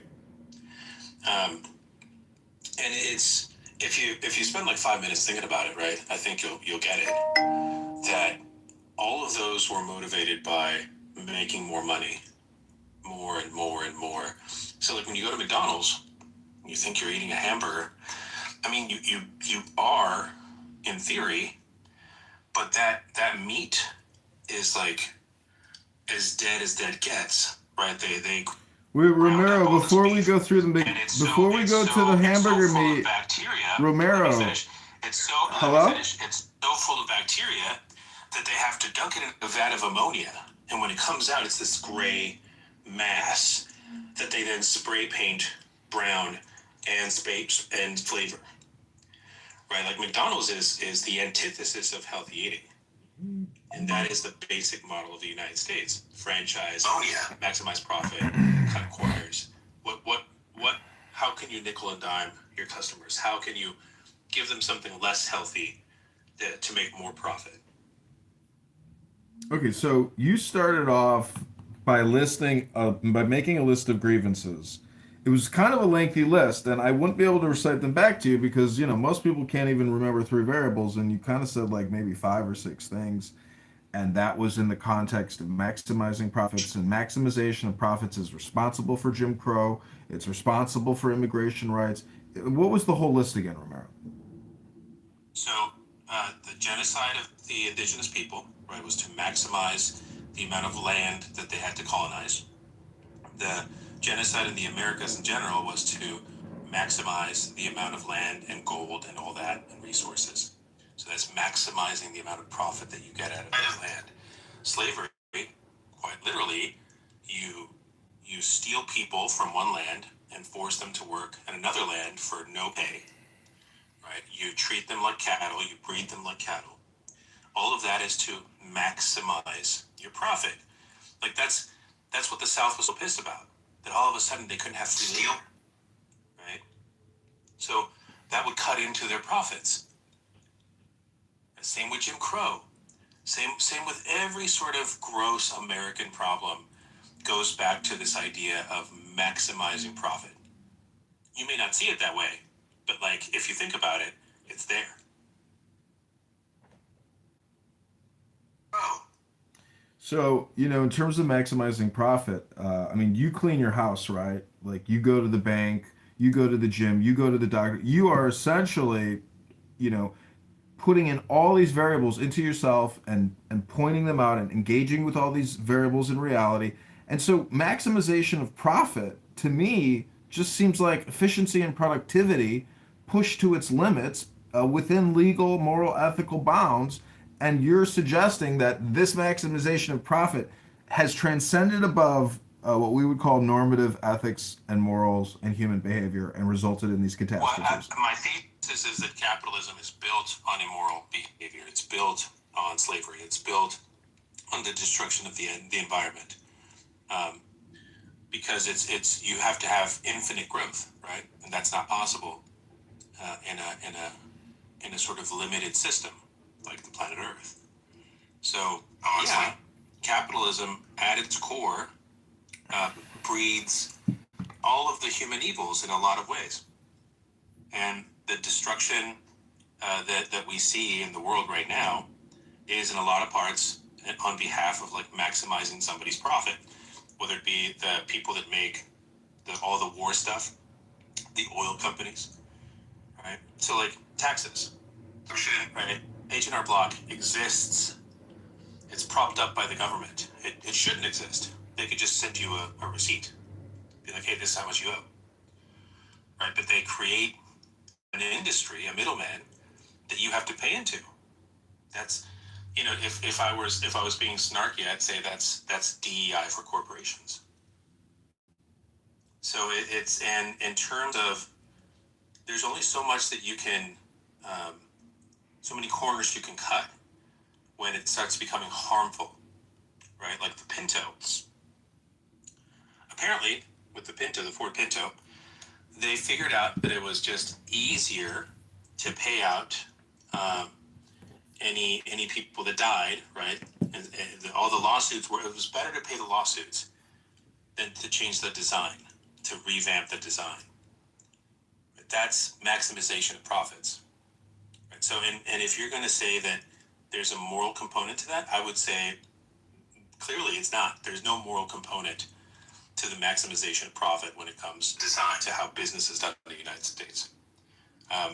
So it's the reason why pay has flatlined from the 70s to now, but the people at top have gone from making 70% more than their lowest paid employee to like 300 to 700 times more than their lowest paid employee. Schools, right now they hire they hire people as contractors instead of employees, so they don't have to pay them health insurance.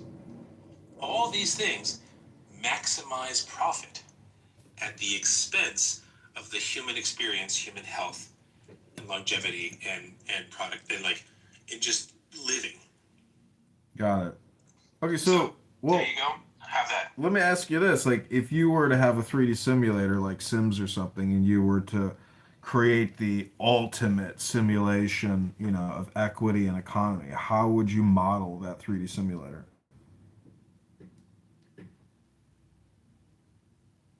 I would say that there has to be a certain level of profit that a company makes that they have to be happy with, right? They don't have to make 5% more every year or whatever, right? You don't get infinite growth. You provide a service, right? Or you provide a product, and you balance it between the needs of the many versus the needs of the few.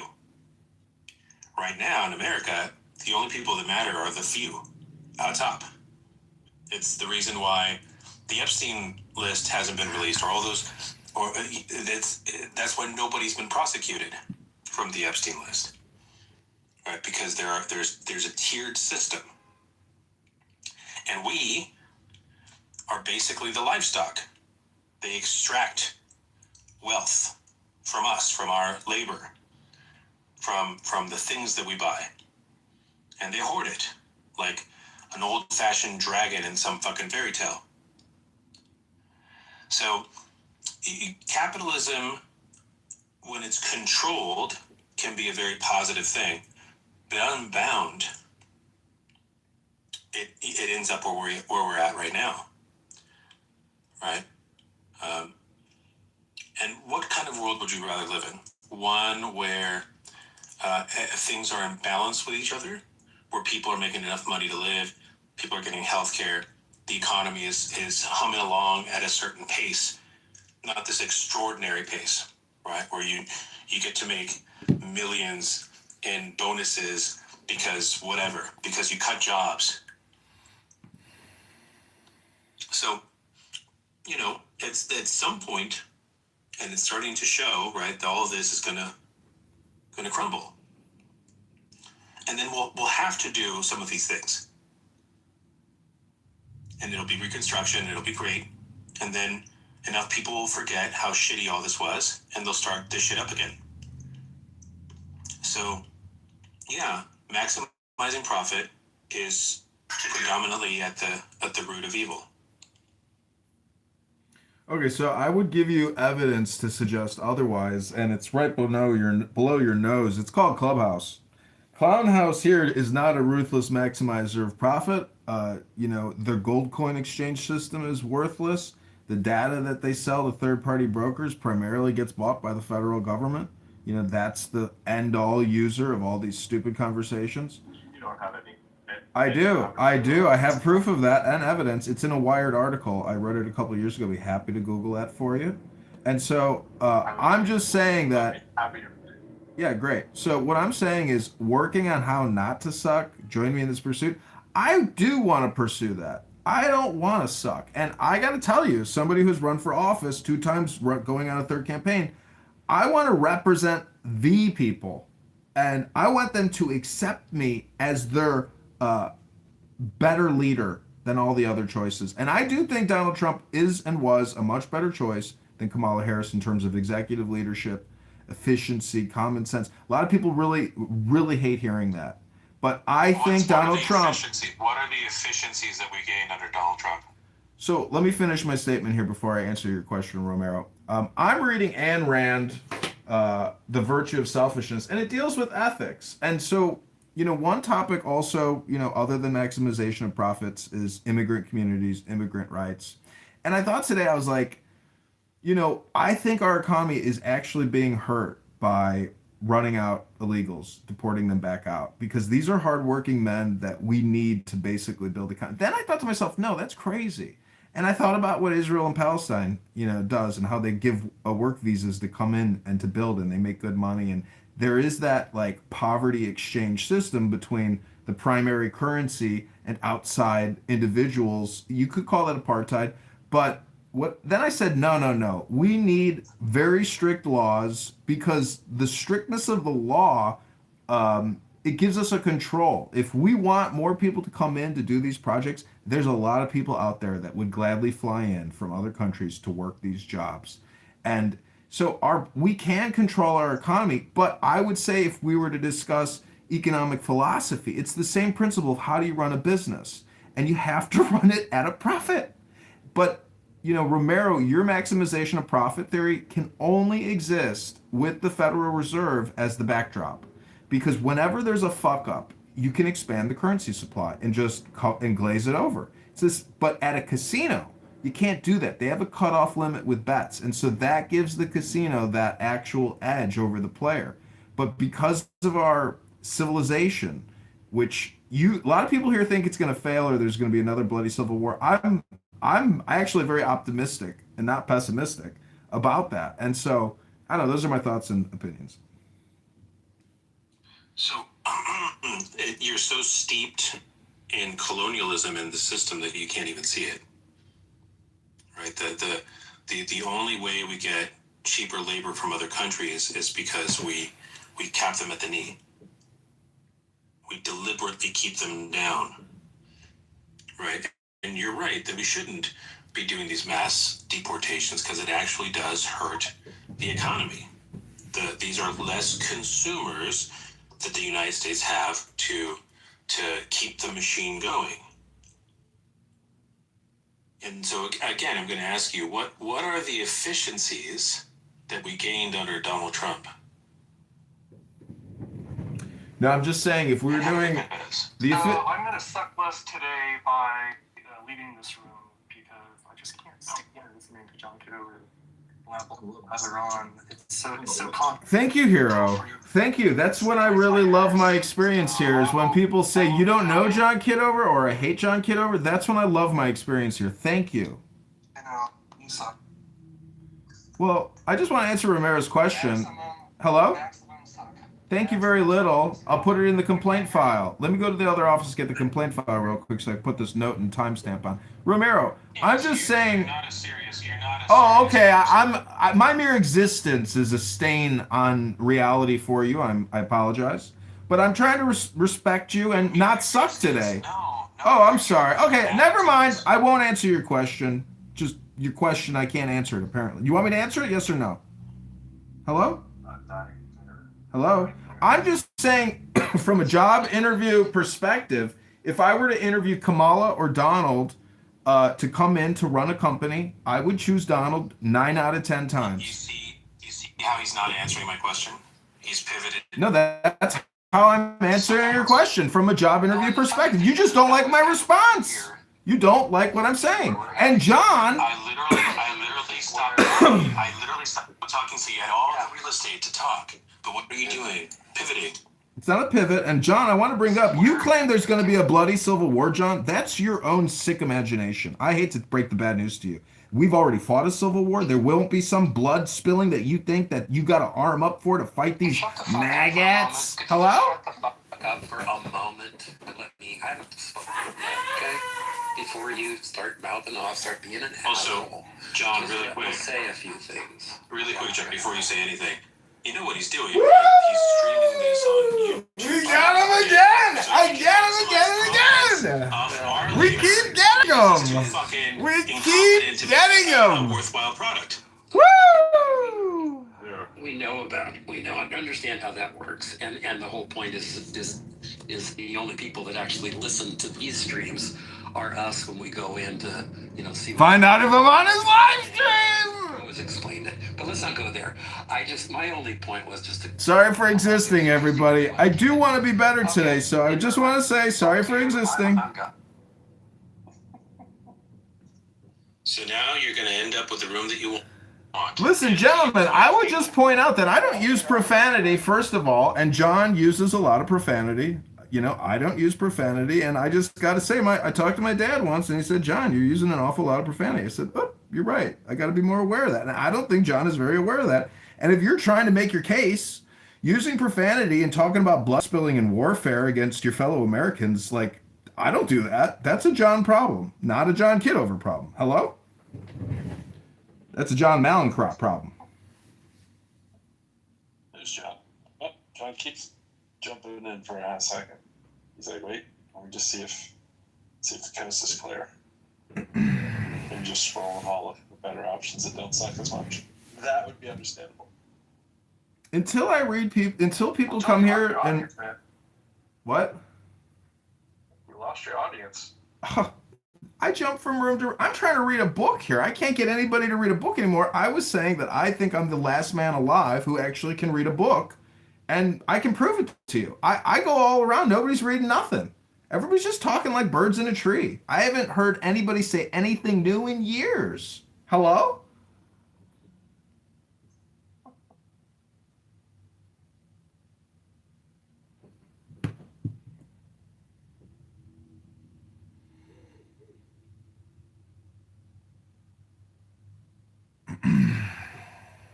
I did buy some DVDs on mathematics, professors' lectures, and it's a syllabus, and I go through all, I haven't actually popped it in the TV yet to watch it, but I'm really interested in watching hours and hours of lectures on mathematics on these DVDs that are professionally organized and put together. I mean, I know I could go on YouTube and watch that stuff, but I'm curious to see how they put mathematics on a DVD for like movie viewer, consumption.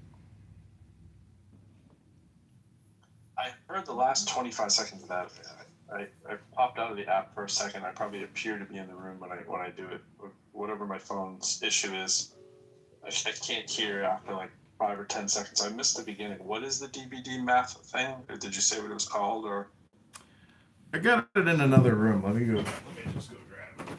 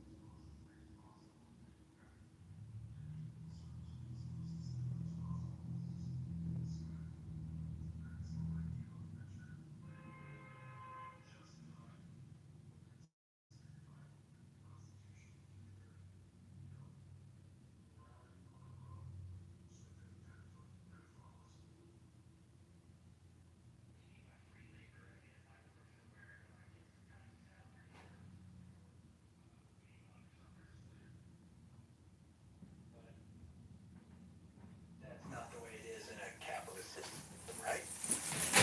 that's the way it was for hundreds of years. You know, and it's like, so, but what does that mean? Like, what is that? No doubt. What industries I and what mean, activities how does that connect are to being done to capitalism? increase and maximize It would be profit? the maxim. It would be the limit. It would be the end goal that you'd want to do if you wanted to take it to the threshold. And if capitalism's end goal is maximizing profit, it doesn't need to be slavery per se, but slavery is what we used, right? And then the next best thing would be indentured servitude, immigrants paid below the fray, right? And all these things follow. Robots that can replace humans, whatever you want to call the magic word. Is slavery just a hot button word for you, or does the concept No, make because sense? I think they're opposite. I think capitalism is the opposite of slavery. So I'm not sure how you or I think Romero is the one who made the claim when I came in here. I certainly follow the argument. I mean, the slavery is not the opposite of capitalism. Slavery is just something that you do to people. But capitalism is a system that has a lot of moving parts. Ideally, it doesn't have slaves in it, right? But just I think he's trying to illustrate the point that if your goal is the stated goal of like every company in the United States is to maximize shareholder wealth, it certainly would be a benefit to you to pay your employees as little as possible, right? To have the average employee making as little as possible. It seems to be what happens in a lot of oligopolies and so forth. You have the CEOs making ridiculous amounts of pay, though.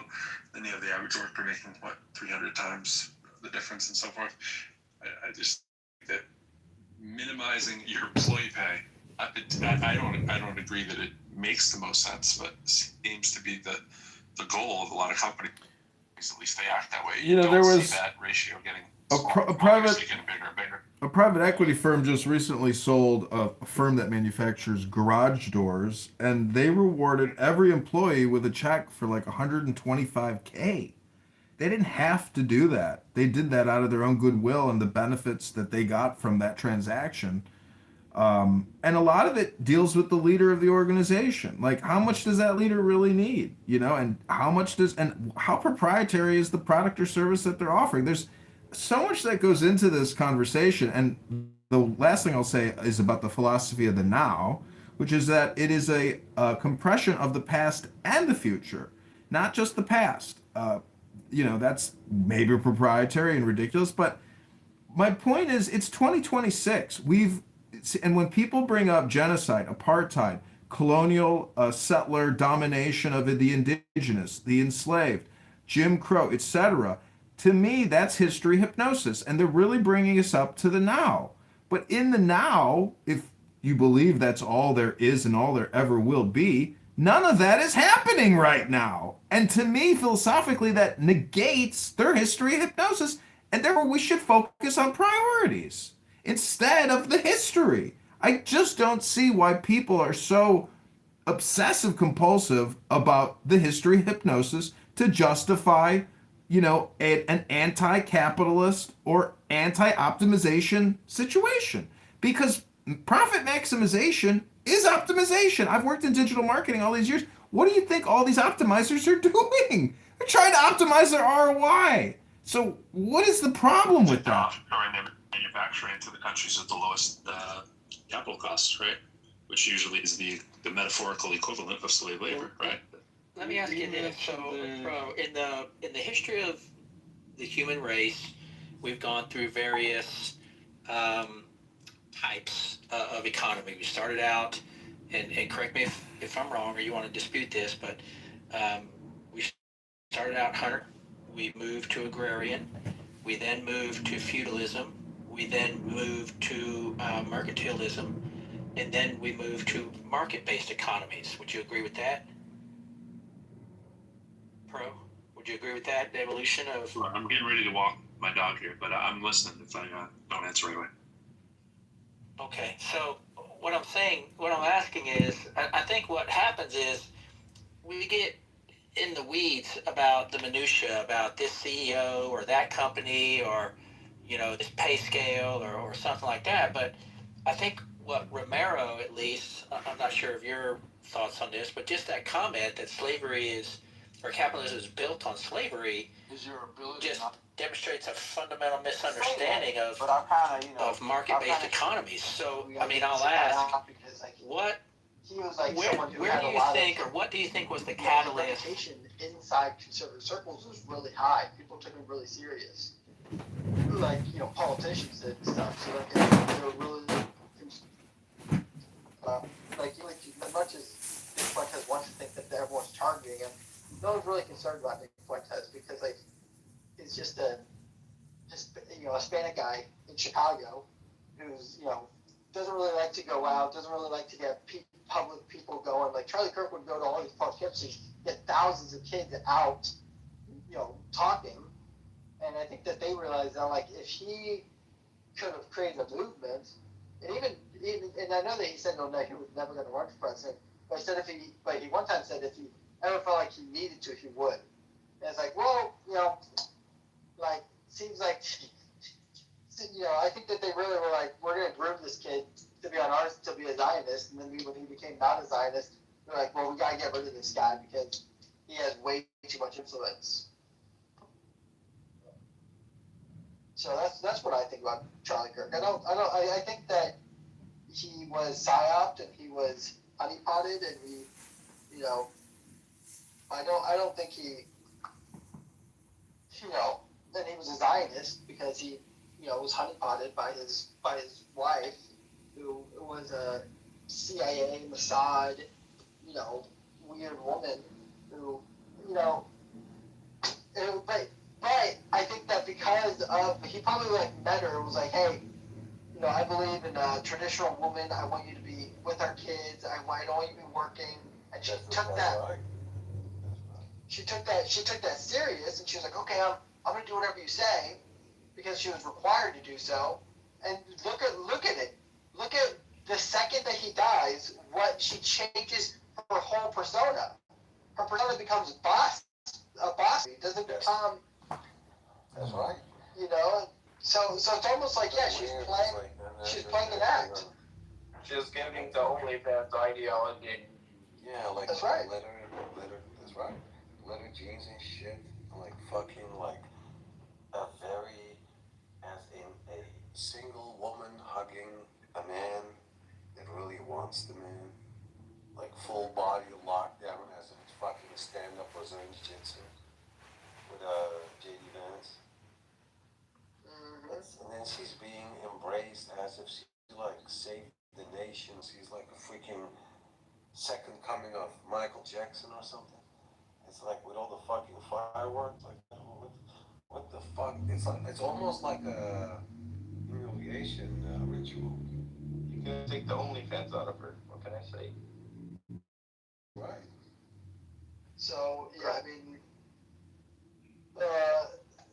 so yeah, I think all these things, like, and I said this guys earlier, Rabbi Levick, Coco. I said that I think that aliens, Iran, COVID 2.0, all of these things, like, they are.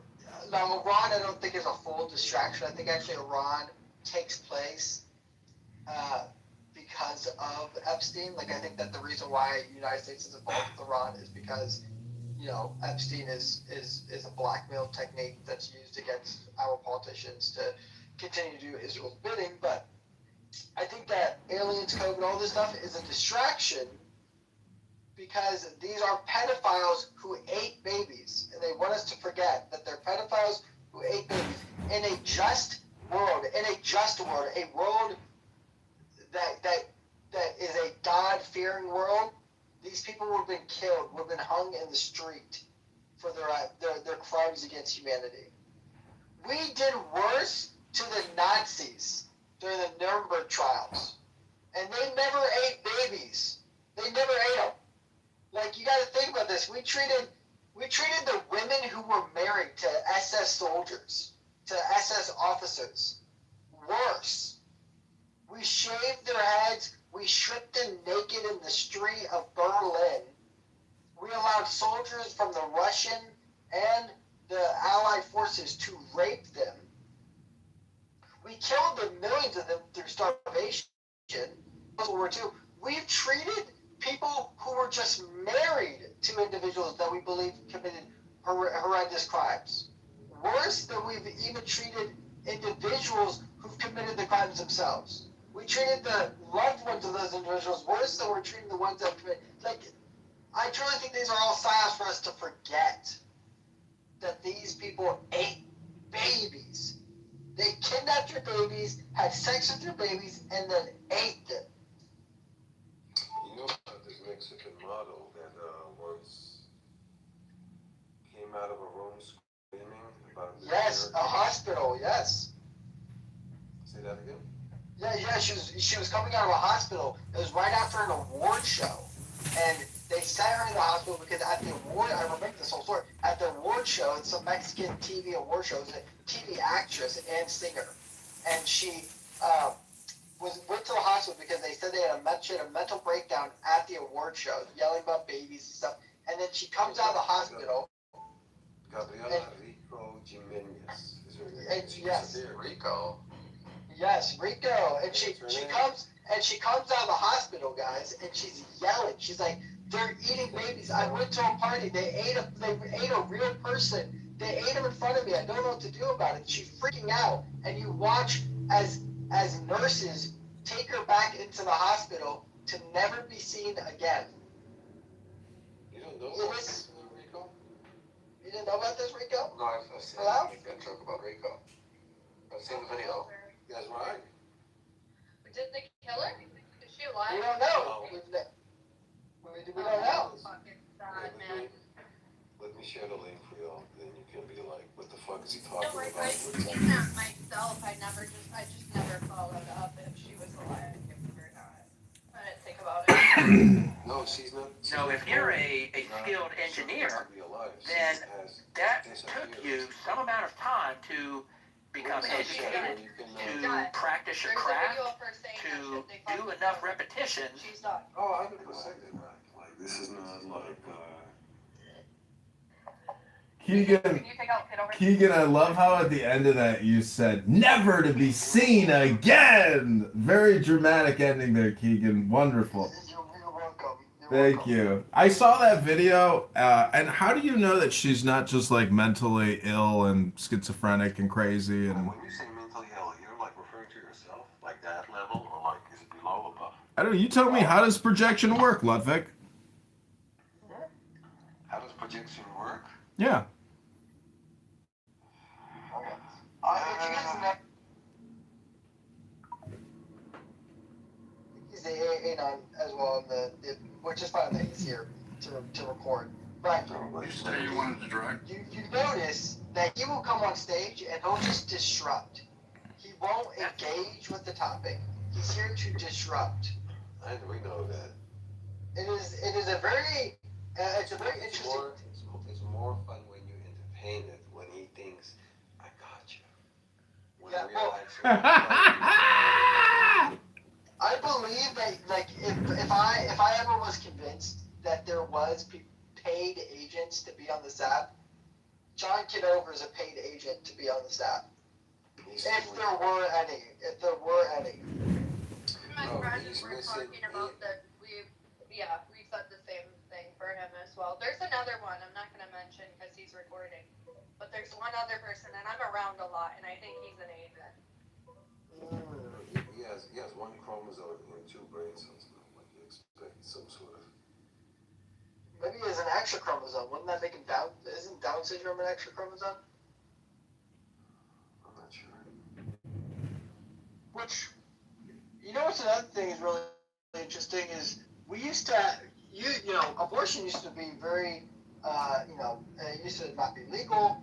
Used to, even if it was legal, it wasn't widespread. We never saw a lot of Down syndrome children. We're seeing an uptick, Down syndrome, like children being born. We're seeing an uptick on Down syndrome children being born in the United States. And again, if anyone wants to know, you can find out if your child will have Down syndrome at around, like, I think it's like 14 weeks or 12 weeks, maybe. I forget what week we found where they do a Down syndrome test and they find out whether or not your baby will have extra chromosome or I think it's equal either living next for one the or average last one, I forget worker. which one. The CEO has more talents, has done a lot more things that are worth more money, and has to show different sort of proficiencies than someone down below, and they will both make a market salary. The market salary for CEOs happens to be a lot higher than the market salary for somebody sweeping the floors in a McDonald's. It just is what it is. There's a law of supply and there's a law of demand. There isn't a law of supply and demand, as everyone gets it wrong. Those two will come together and it will say, well, okay, if there's not enough CEOs, well then the salary for CEOs will go up till there's enough CEOs. And then if you're a company and you're not paying your CEO a market wage, well, he's just going to jump ship to some other company. So I would say that the same rule applies. Capitalism works at the top as it will work at the bottom. The fact that they make 35x or 80x or whatever the difference is just the difference in what the market is rewarding for the top versus what the market is rewarding at the bottom. I would add to that, the reason the disparity has grown exponentially in the past, 10, 20 years is because of globalism. In the past, most companies were local, or maybe at most national. But now, with logistics, supply chains, the internet, the global reach and global access to overseas markets has just exploded. So now, a company that used to be, just dealing with, local customers within an hour's drive or so, can now reach millions, hundreds of millions of customers around the world. So the global reach has increased. The global revenue, which has increased the competition. So the number of CEOs who are capable of operating at a strategic and global level is extremely fierce and extremely rare. So if I'm a company, if I'm on a board and I want to find, an Elon Musk or a Jeff Bezos or some rarefied person capable of operating at that level and creating a product on a global level, then I'm going to pay that person top dollar because the alternative is my competitor gets it. And now, we are outperformed and make it work. The best example of what you're talking about, in New York City a few weeks ago, the city council a while ago put into place that restaurant service workers would have to make X dollars, and X was greater than the prevailing wage rate. The thinking was, well, a similar thing happened in California, where restaurants are closed. We're like, well, that's just not enough. So I can't remember what X was. I think it was $20 versus say $15 or $16. Well, guess what? Some restaurants are doing now. They have a screen where you walk up and you place your order. A person in the Philippines is taking your order, pushing a couple keystrokes. It's going to a back office system in the other side of the restaurant. They just now eliminated that position of the person taking the order. Why? Because they artificially increased the cost, above which companies have said, you know, we can't afford to do that. There's a cheaper solution. So when you artificially increase the cost of labor through government intervention, things like this happen.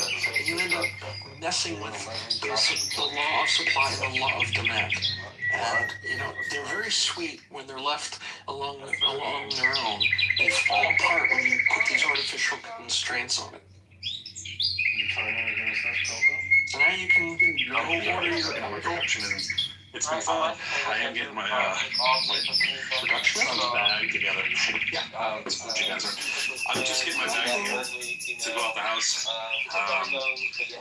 Sorry, running up and downstairs, running late today. But yeah, these are it's gonna be a fun talk. I just think whenever you're reducing all these complex social political phenomena into like this one market force idea, like you got it all covered and just call it globalization, it feels like a little too clean to me. Like, you know, you got nothing to see here, just keep it moving. That's just how it works. It's all just naturalization. You're treating the outcome like hi puppy. Hi. Like the weather. I just walked my dog. It's like globalization happens, the CEO pay just naturally rises up to just what we gotta do. But the pay systems that we have, they're designed by people, boards, laws, taxes, the incentives, the stupid things that we vote for all the time without thinking, right? Stock markets, whatever the power structures are. I mean, you're right about some of the stuff. I'm not saying you're not right about some of the stuff. I mean, globalization clearly is part of this equation. I'm not naive enough to think that isn't it. But Pro, I'd like to respond to what you're saying. Hold on. I gotta run real quickly. You guys can have almost all the time. This pay disparity I'm talking about, by the way, it's not 35 times. Sometimes it's 100 times. Yeah, It's not because CEOs became like freaking more useful. It jacked up through the roof because they're better positioned to capture more of the surplus, and that's what's always happening here because they have the economic leverage to do it. I'm sure you've read the Economic Policy Institute reports that came back out just a couple of years ago. Most people that talk at economics like this level, by the way, I was an economics undergrad before I went on to get a doctorate in mathematics. I went to graduate school, I did education, that kind of shit, right? So I'm pretty decently versed in this kind of stuff too. CEOs were paid, it was almost 300 times. I forget the nickel and dime answers in the high 200s, but pretty damn much 300 times as much as typical workers. And CEO compensation goes way faster. It's like exponential, bro. Like it's not literally, but pretty damn close.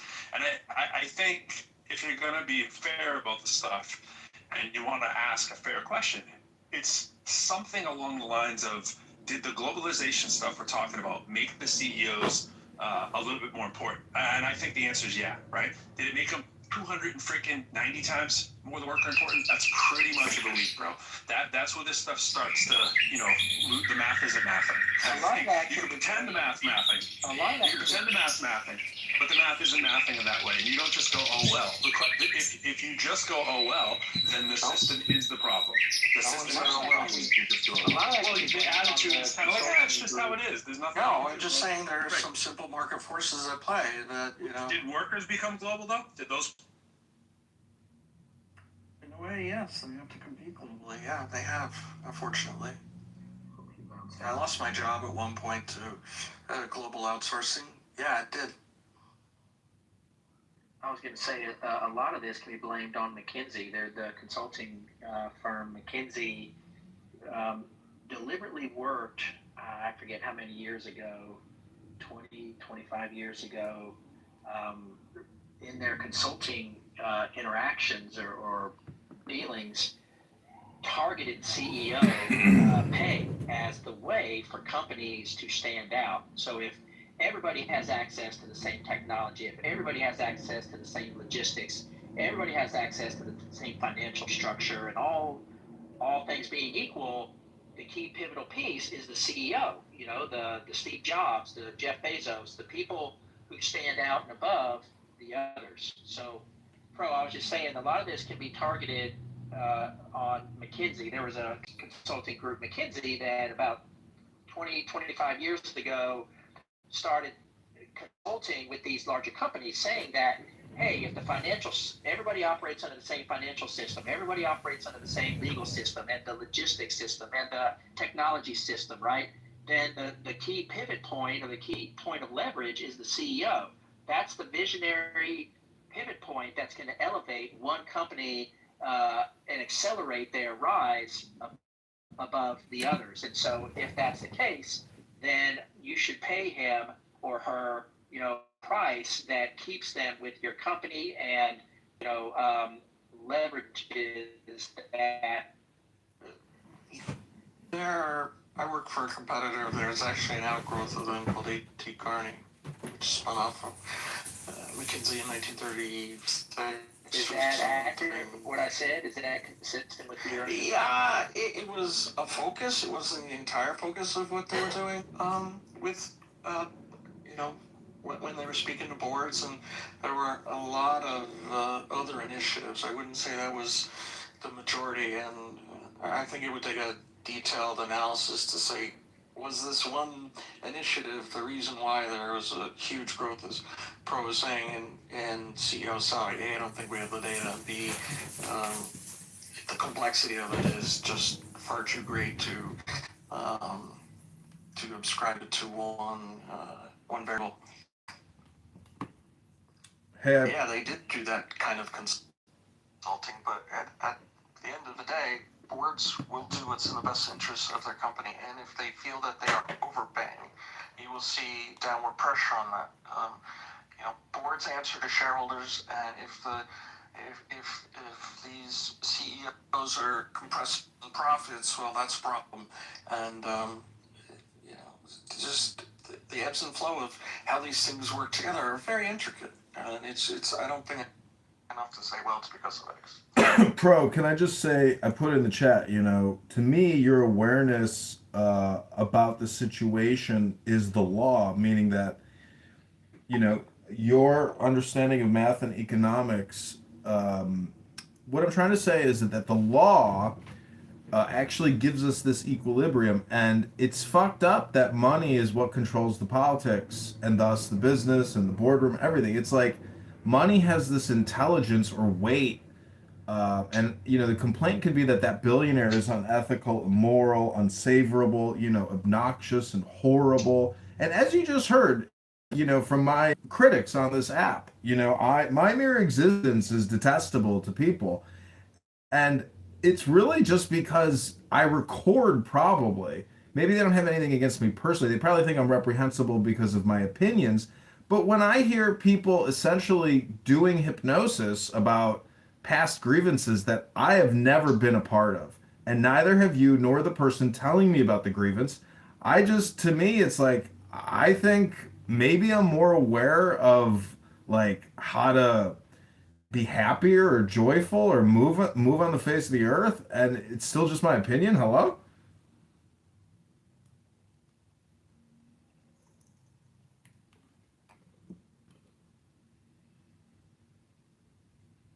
We have CM and Sam. Welcome back. CM got upset with me yesterday. He had an emotional hissy fit, kind of like what I would describe like having a child, in your presence who has a temper tantrum. He's screaming, "Kick this MFer from the room, kick this mother effer." And, Sam left. I'm sure nobody wants to hear me. See, people want to be the star of their own show. Sam is that star.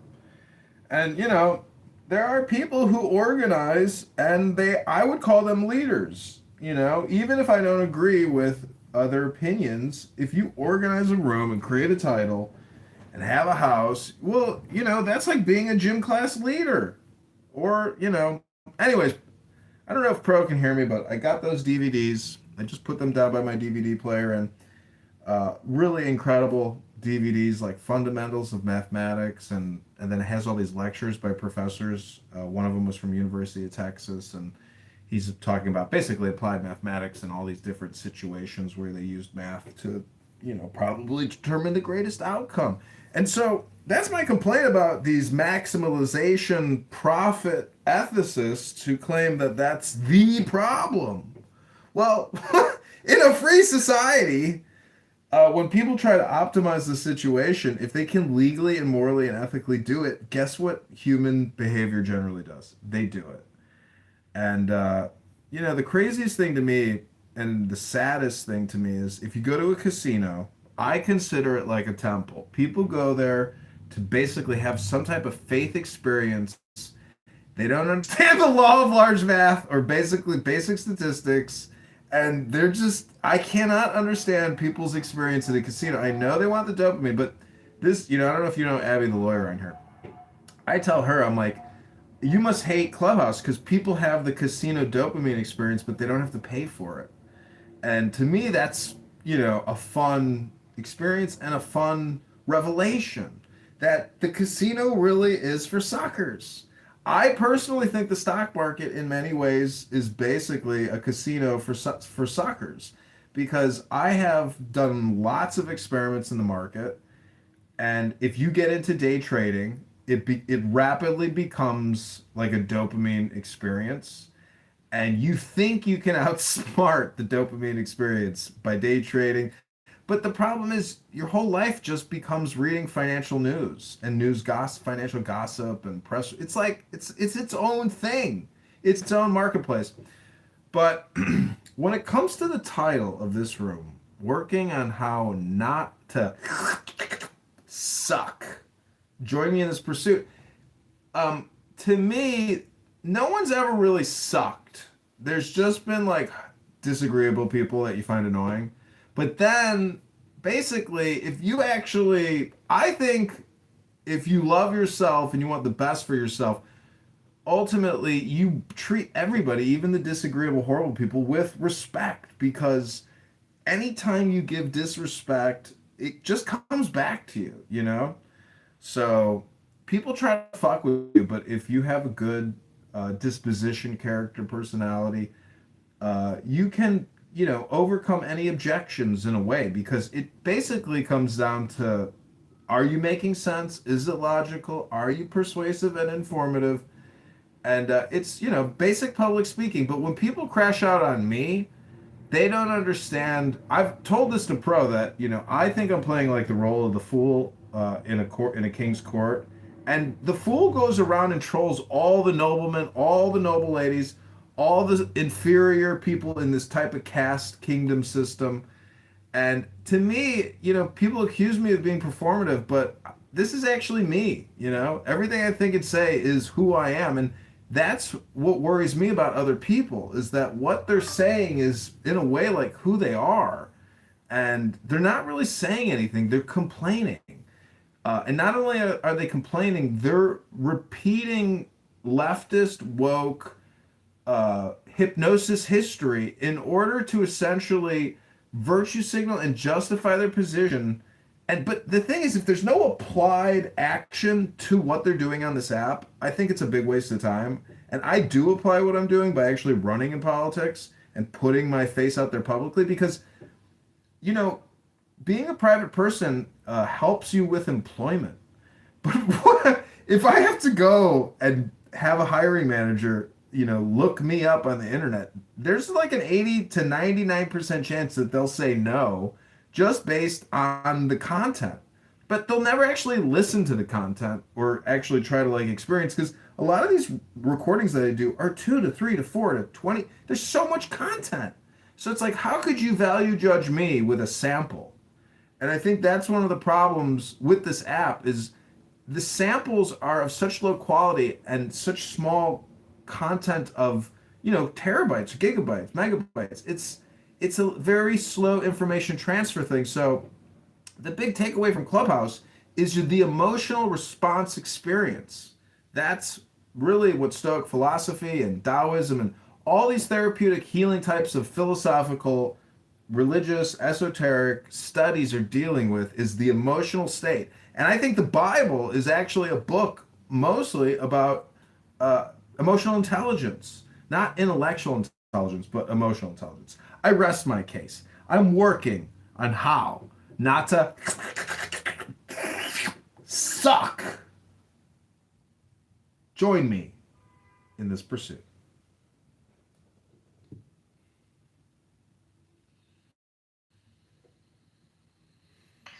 Give me 1 second, guys.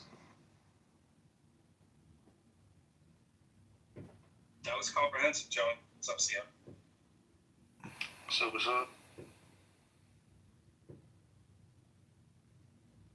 And I'm trying to pick up my son. Actually, I gotta go see my son's music recital, and then I gotta take him to basketball event. So it's like being a parent, bro. Never stops.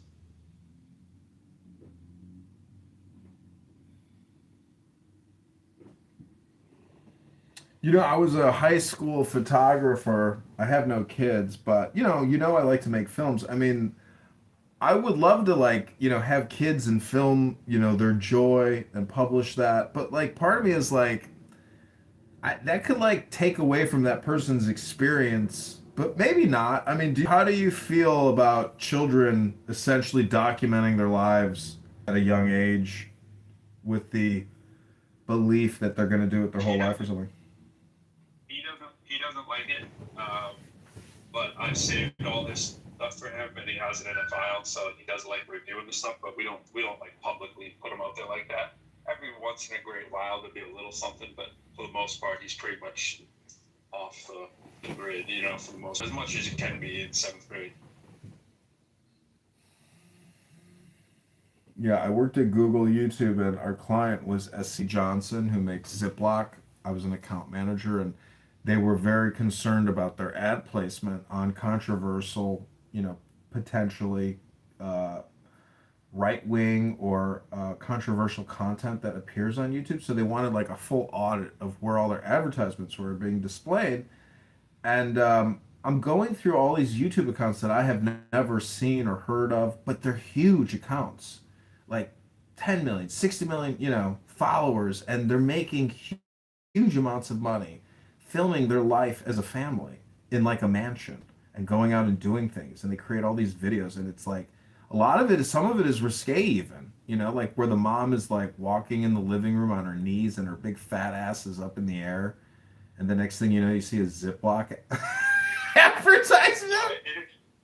It exploded back maybe 10 years ago. Ryan's Toy World is a good example.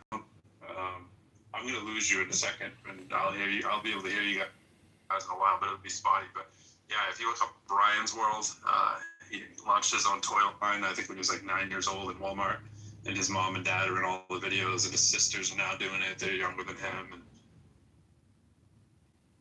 and he's Disney World.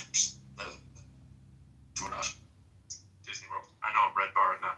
Yeah, we got Scott in the audience. Scott had a room today called Let's Talk About MAGA. I recorded the whole thing in multiple recording studios.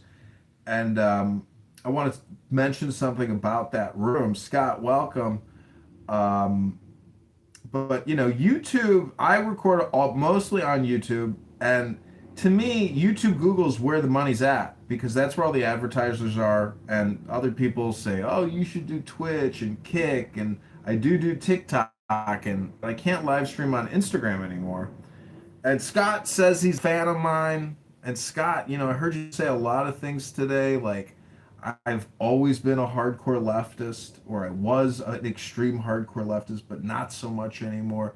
I mean, Scott, how do you view bad ideas from people on this app? What are the priorities? Is it not about priorities? What's it all about? Hello? Yeah, so I think on some level we have to have a sense of what the collective project is. And I don't know that we've got that. I don't know that we've I like Pro a lot, I like you a lot. I mean but I don't know that we've got a collective we anymore. And so, I go into the critical thinking forum, which I'm going to do in about 2 minutes. Because largely, I think that to me is a collective we from me. Yeah, I don't know. I mean, I don't know what the collective project is. I know that we're running out of money as a country. Some people think that's the problem. Some people don't. I mean, I think it's. How do you run out of money, Scott, when you're at 40 trillion in debt? What AI says is that you lose core services when more of your tax revenue goes towards interest payments. Right, the GDP. Yeah. I mean, we're at that point, right? But I think no one runs on that, right? I mean, so there's largely, there's two different answers to this, right? I mean, the Republican answer is just tax cuts and we'll cut spending, but they don't really cut spending. The Democratic answer is, we'll expand government services and that's going to increase tax revenue, and so we'll get, which it does. I mean, there's some truth to that. It does, but we're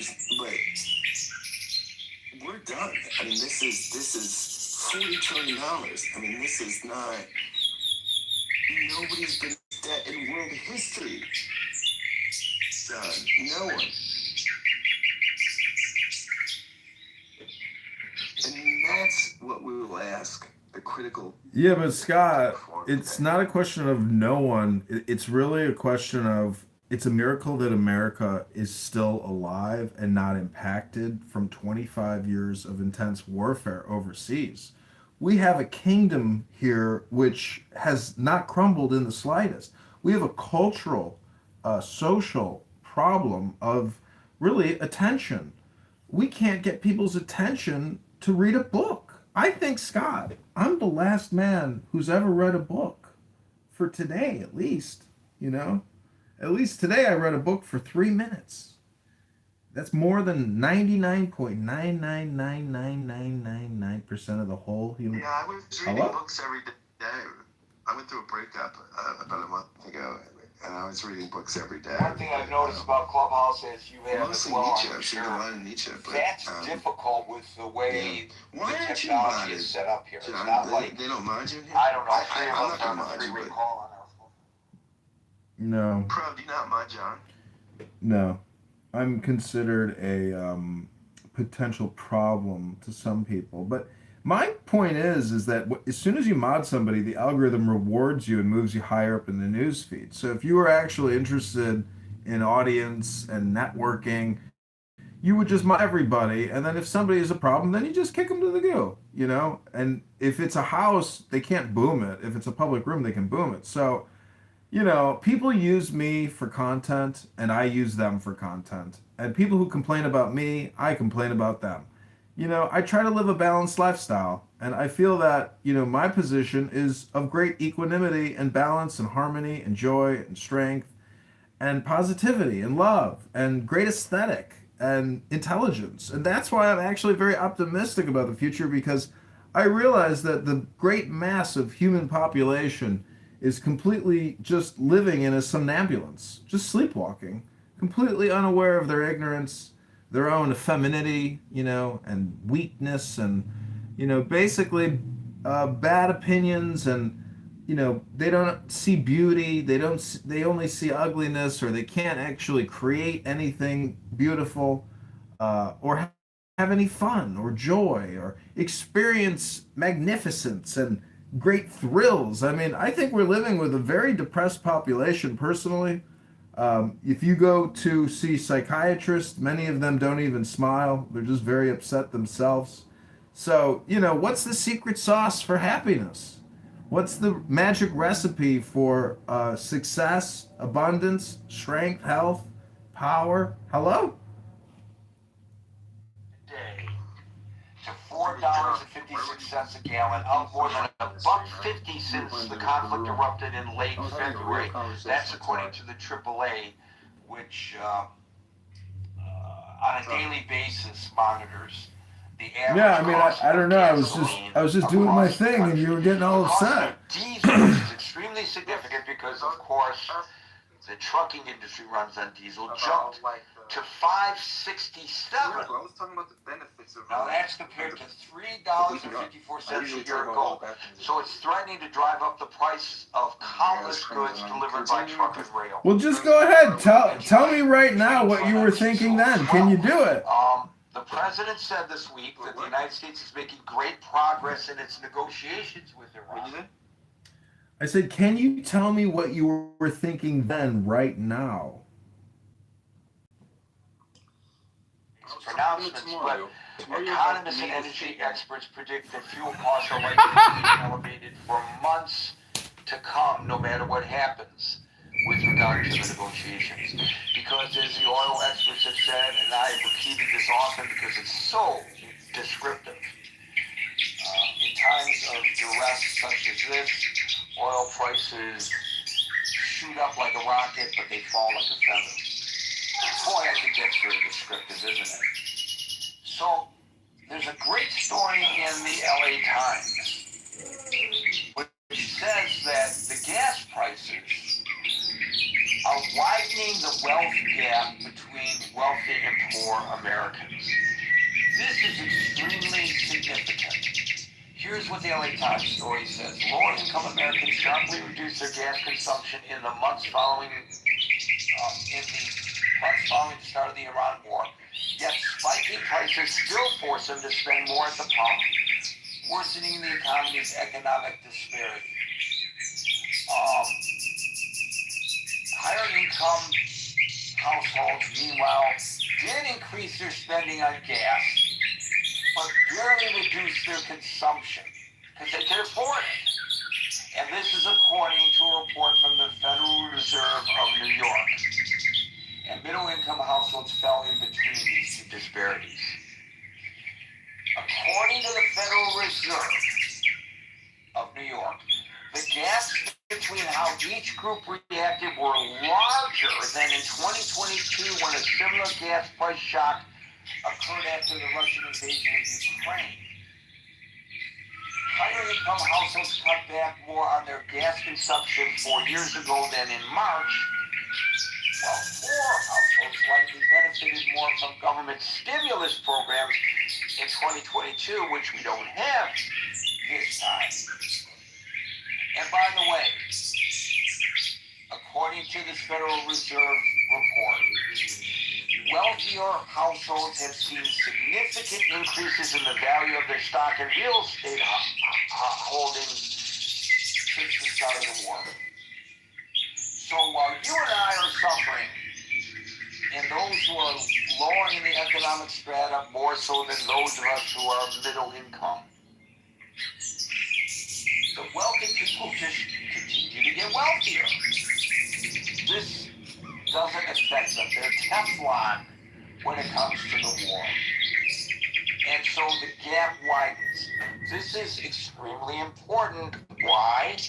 Because we happens in nations when you don't have there's a wide disparity between the very rich and the very poor and very little in between. And we, of course, if we are any bit empathetic to the plight of people who are struggling economically, we certainly don't want to see them struggle more today than they did yesterday, but even worse tomorrow. So I want to get back to the economy and the U.S. debt in a moment. Even though the problems with the U.S. debt are not solely by any related to what's going on with the gas crisis, but it just adds to the stress on the economy. And I don't want to ignore that. So I'm going to expand the conversation to that in a minute. But before I do, I want to talk about airline prices. So this is from The Guardian. 2 million airline seats have been cut from this month's schedules as airlines redraw their operations because of soaring jet fuel prices due to the Middle East conflict. About 15,000 fewer flights will operate in May around the world after recent cancellations. That's according to data from the aviation analytics company Cirium. Cirium, Cirium, in case you're interested in looking it up. Now, to put it in context, it is true that that figure, while it sounds pretty large, I think it is pretty large, represents less than 2% of global aviation capacity. But it comes as there are fears in the industry that the long-term supply of jet fuel, according to the Guardian, could cause further summer cancellations. And there are consolidations of routes going on right now in anticipation of this. And we're just getting into, hopefully, the summer travel season. So I mentioned the debt. There's a story in the New York Times today that I could not ignore as we talk about fuel prices. And again, in fairness, obviously this is a long-term problem, but it speaks to how our policymakers have blinders on. So here's the story in today's New York Times. The top of the story reads, the U.S. government learned last week that it may have reached an unfortunate milestone. The size of its debt surpassed the nation's total economic output. It was a striking imbalance, according to early estimates, one that the country has experienced only in rare circumstances, briefly during the pandemic and in the aftermath of World War II. But, the New York Times reports, the development barely seemed to register in the nation's capital, where few policymakers bothered to acknowledge the latest warning signs about the government's poor fiscal health. The root of the problem is well documented and widely known. U.S. debt has soared in recent years because of a mismatch between federal spending and one complicated by a rapidly aging population, which has driven up costs across the government. By the way, this was something that the president promised to address, both in his first term and in the current term. And we are easily fooled by the politicians who point fingers one at each other's party over this issue. Given the fact that both parties spend like drunken sailors, there is zero concerted effort that I could see on the Hill or in the executive branch to address this government spending issue, which my entire lifetime, at least since I have been old enough to be aware, has been a problem which never addressed. Even with Doge, it didn't get addressed. And in fact, I think with the Doge cuts, in the aggregate, the cost of shutting down and then the cost of shutting down and restarting different programs that they surely knew would be forced by the courts to reopen, in the aggregate, from what I remember, some of the reporting, and I don't have this right in front of me, was more costly than if they'd done nothing at all. So, I don't know. I'm not an economist. I don't know whether this results in, all of this results in inflation, or a repression, or a depression, or whether we just tighten up our belts and adjust our lives and say this is our new reality, at least for the moment. I don't know. I'll tell you that I drive a conversion van, which I love, and I'm not going to give up driving my van because I camp out in my van,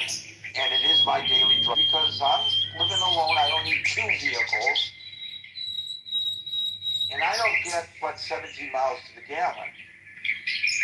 And I don't do that much driving other than, to and from the main station, which isn't a long drive, except, of course, when I take the van out for my expeditions.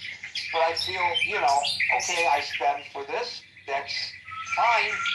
It's my vacation, and I want to spend the money that I've saved up to go and explore. And so I don't worry too much about it then. But now on a daily basis, sometimes it may be more convenient for me to drive most of the way to work rather than take the train. And it's like, well, why would I do that? Right now, between the tolls and the parking and the increased gas prices, I've adjusted a little bit. And I bet you've adjusted a little bit too. So I want to hear what you all have to say about that. Folks in the audience, raise your hand. I know some people put their hands up and then took them down because I call you up one at a time now. So don't get frustrated. I will get to y'all. So today, we'll start our discussion in the order which I see, folks, which begins with Marshall, followed by Scott. I can't talk too much about gas prices, but debt to GDP ratio means that borrowing in the federal government is harder to borrow as a regular person is harder. It also means that we're not going to be able to spend as much. That we will be forced to cut down entitlements.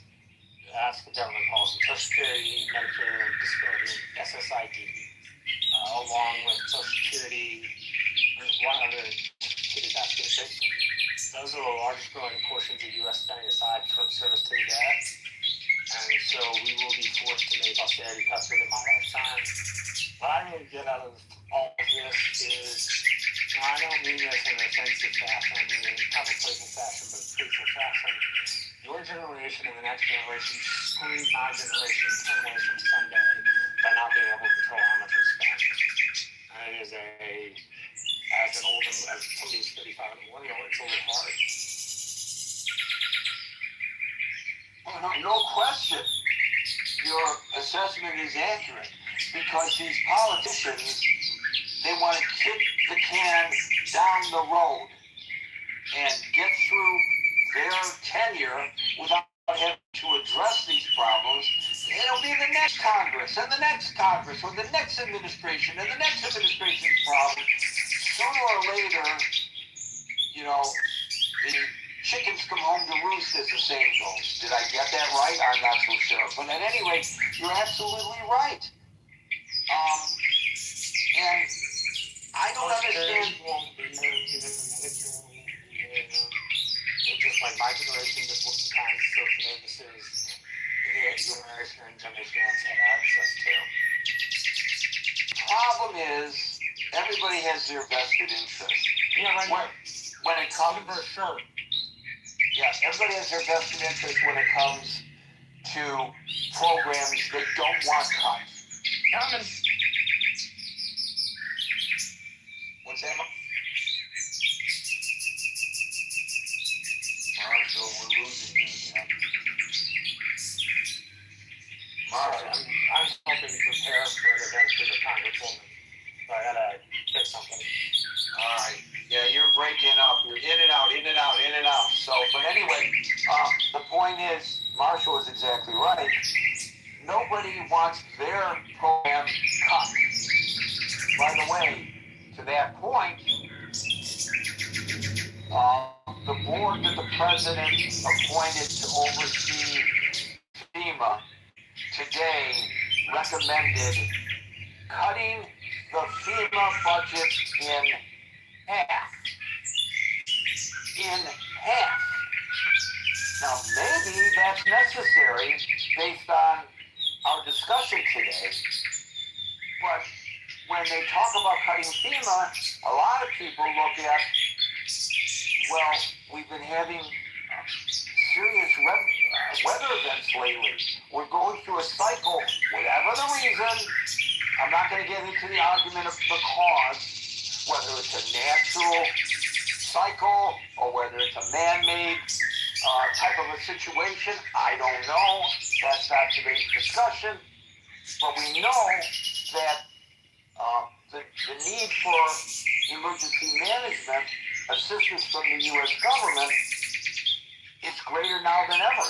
Just last night or this morning, both overnight, more than 500 homes were significantly damaged in Mississippi by a rash of tornadoes. I don't know, maybe we could say it's not the federal government's responsibility to address these issues when whole communities get wiped out by floods and tornadoes and hurricanes. It's your fault for not having insurance and in terms of immediate recovery efforts.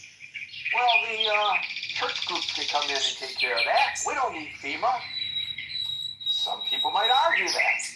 But I suspect that a lot of people hear this news with a degree of disdain. So where do we make the cuts in order to address the debt situation? But the more immediate problem, of course, is the cost of fuel and how it drives up costs and how we have to adjust our lives, our consumption. By the way, I saw a story also the other day. Again, I don't have this one in front of me, but I just recalling it now is about restaurants having to lay off staff and restaurants that are actually closing. They can't afford to operate in the manner in which they operated before because people aren't going to the restaurants in the manner they did before this war because they don't have the discretionary income for a night out, give mom the day off, she doesn't have to cook. Or date night, even. I don't know. But that's what the story said. And I gotta believe that it's accurate because it just makes sense that it would be. Thank you, Marshall. We'll go to Scott, followed by Steve. Good time to put your hand up, folks. Scott. Yeah, I think it's not. I'm with Marshall on this to some point. I think so. Part of it is the fuel prices, right? Part of it is the cost on entitlements. Part of it is the inflation. I think the tipping point is there's just too many pressure points, right? I think that largely most people are feeling squeezed, and you know, if you're like me, I live in Philadelphia. I don't drive. I mean, I just take public transportation most places. But most people, even if you don't have a car, you just feel the squeeze. You go into a convenience store and you see what a burrito costs or what Doritos cost, and yeah, you're being squeezed. I think that's the problem. Is that the squeeze? It's feeling the pincher from all directions. And so I think that's the problem, Gary. And I don't know how we get out of it. I mean, I don't know. I think fuel costs are an issue, that is an issue. I mean, one of the things that Biden did, which I think wasn't necessarily the worst move in the world, but Biden was looking down the nose at a recession, and he didn't want it on his watch.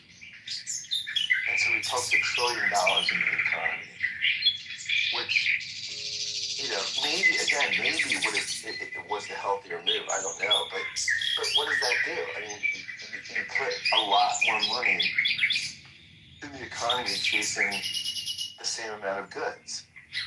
It raises prices. So, I think people are feeling squeezed. And I don't know how you get out of the feeling of the squeeze, but I think that's the issue. And I don't know that collectively we have the kind of collective sensibility to get out of the situation. I think mostly the politicians we're hiring or electing are largely that's their job. They want to get elected and reelected. And so I don't know.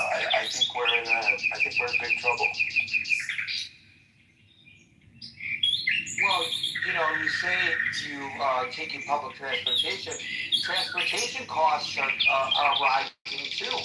I just noted that the PATH train, which links New Jersey with New York City, the Port Authority, the PATH train, it's going up in price. Everything's going up in price. And obviously, if the gasoline and diesel prices are rising, the cost of goods are going up. I did my grocery shopping this morning on the way home from work, and there were things that I had intended to purchase. And I looked at the cost, and I said, you gotta be kidding me. And there were things that I was gonna put in my basket that I decided not to, just on the principle of, I'm not going to spend that much money for that item.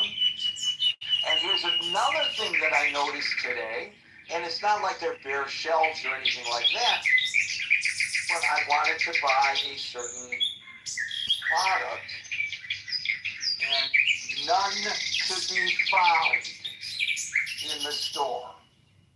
So I don't know. And also, here's something I noticed this time and the last time. I buy bottled water. I buy spring water because I like using spring water in my cooking and my preparing my dishes and so forth. I don't like the type of water that happens to come out of the tap here where I live. It's a little too harsh.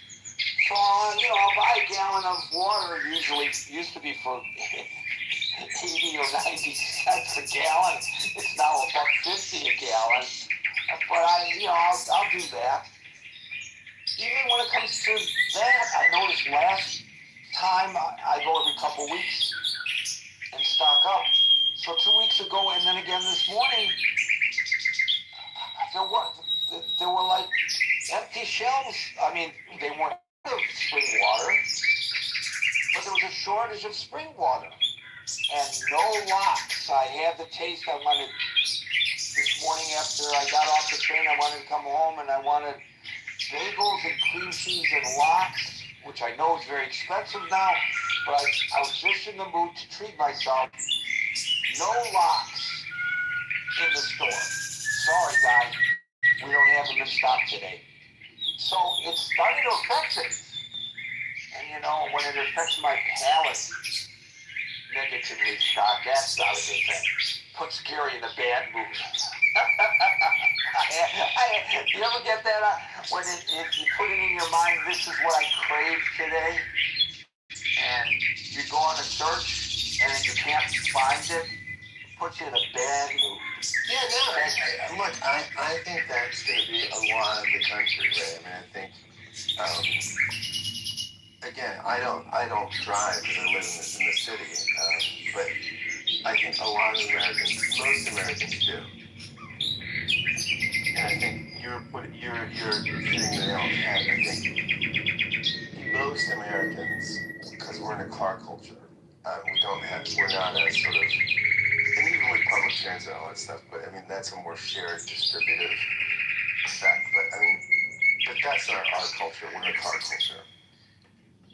And I think most Americans are going to be angry every day pulling up to the pump and just resenting the fact that they have to pay this much every day. And so, look, it's not good. I don't know that it will be a tipping point, though, because I think, I don't know. I mean, what is the tipping point there? I mean, is it going to throw us into chaos? I don't think so. I think largely we'll stay in a sort of inflationary economic situation where prices continue to go through the roof, where we play our partisan games, right? And that's what we do. I mean, what my party is gonna definitely win the midterms, and what will we do? We'll investigate the administration. We'll have hearings and all this stuff. But nobody's going to plow themselves until the thing collapses, because that's not, we don't have politicians that are problem solvers or creative. So it's just we will just do management. And so that, I mean, that will be, I don't think it's going to get better until it gets worse. Thank you for that, Scott. I don't know whether there will be pitchforks and lanterns lit, torches lit because of all this. But there might be a tipping point where people just, they're not willing to take it anymore, and I don't know how they would express that. But the midterms are coming up. Thank you, Scott. We'll go to Steve, followed by Jay. Hey, Gary, how's it going? I'm good. I'm having a nice, you probably heard the beep, beep, beep of the microwave, so I'm making up for my lack of lox with a nice salmon dinner while I host our gathering today. That sounds good, but I'm not a salmon lover. But to the point, I think the two things you're describing, Gary, one is event-driven, the oil price. The second is a structural issue, which the event-driven can bleed into the structural temporarily, but it's not the long-term issue here. And I think I think it was the early 80s when we started offshoring all our manufacturing, and we went to a service-based economy. And your town actually is a perfect example of what could have contributed to this.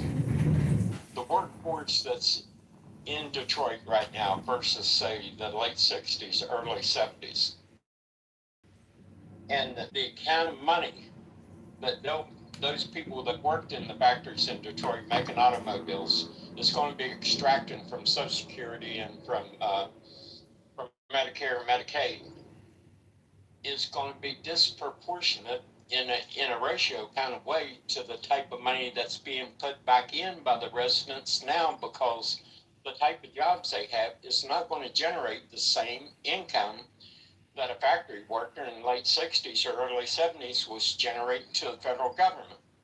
And here's something else too that just amazes me.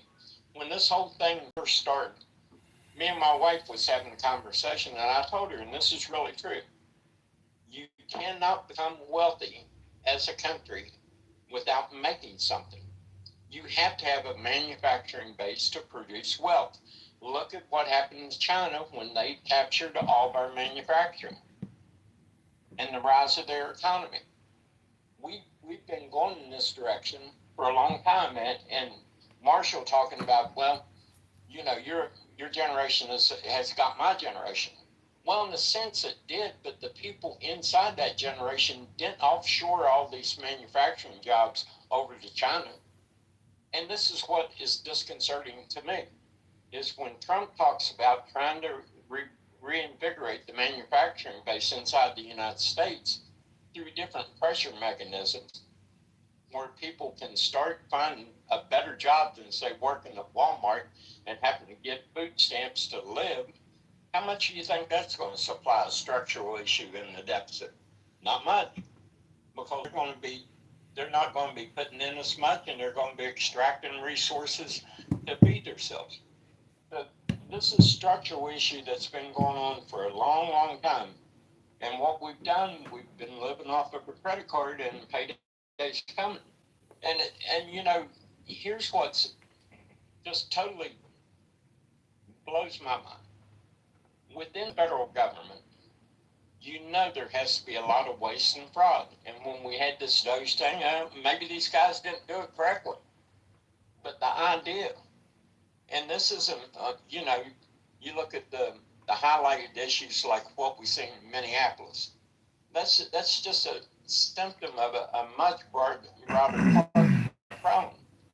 You can probably go into the Defense Department and the budget they have and the contractors they have. Everyone's heard about the $300 hammer. Well, when you get in these kind of shapes, you got to go through these systems. You got to root out the waste and abuse to where you really find out what the true structural problem is. How big is it? Well, you're not going to know until you get that thing lean and mean. So I think what we're talking about today, as soon as the Strait of Hormuz is opened up and ships start flowing again, and we see equilibrium in the oil supply, and the futures traders aren't so paranoid about what's going to happen tomorrow in the Middle East, you'll see this oil price thing bounce back real quick. The other issue, though, the structural issue with the debt, it's going to take some serious politicians, and it's going to take a willingness to tell the people the truth. If you don't have manufacturing in the United States, and you think people working at these service jobs is going to produce the type of income to the federal government that it takes to fund this stuff, you're living in a delusional fantasy. So I don't know how this isn't obvious to everyone. I don't know. What do you think about it? Well, I want to talk. You covered a couple of things. Here's what I think about us knowing about the problem with regard to government spending, because I don't know that the price of oil is going to fall very quickly, as you suggest. I hope you're right, and that the analysts that I quoted earlier are wrong. And I'm putting my money on you because that's what I want. I want it to fall quickly. But you talked about the government waste and how we've known about this all along. And I'm old enough to remember, and I don't know where you are, William Proxmire. He was a Democratic senator from Wisconsin. And every month he issued his Golden Fleece Award. He did this from 1975 to 1988. Right. So he did it for a long time. Every month he brought examples of, you mentioned the expensive hammers, that kind of thing. Ridiculous or ironic, wasteful government spending. Yeah. And he targeted projects he considered wasteful. And, for example, here was one that he did. The National Science Foundation. Your tax dollars were used, and I'm not saying we shouldn't have a National Science Foundation. Right. But your tax dollars were used, Proxmire told us, to fund a study on why people fall in love. That was the first Golden Fleece city. Yeah. You know? Right. Why do people fall in love? There's a song that will answer your question for you a lot cheaper. Anyway, right. The point is, we know about these wasteful spendings, and we laugh about them, or we claim that we're going to do something about it, but nobody does anything. I think the president tried with Doge, but I think it was not a very smooth way of doing it, and they went crazy. They can do anything that they want, and so that was a real big miscalculation. I think in terms of form, it might have sent a message, but in terms of substance, it did not. Yeah, the idea was correct. The execution was just wrong. But, when we talk about structural issues like this, until you really know how much fat is on something, you can't do a true analytical evaluation of the problem you're dealing with. And what kills me, and I think it goes both ways, because I think there's people that benefit from different things, like in the Defense Department. I could only imagine how much, waste is floating around there. And then in entitlements, you hear these stories of all the time of people renting these office spaces, no one's there.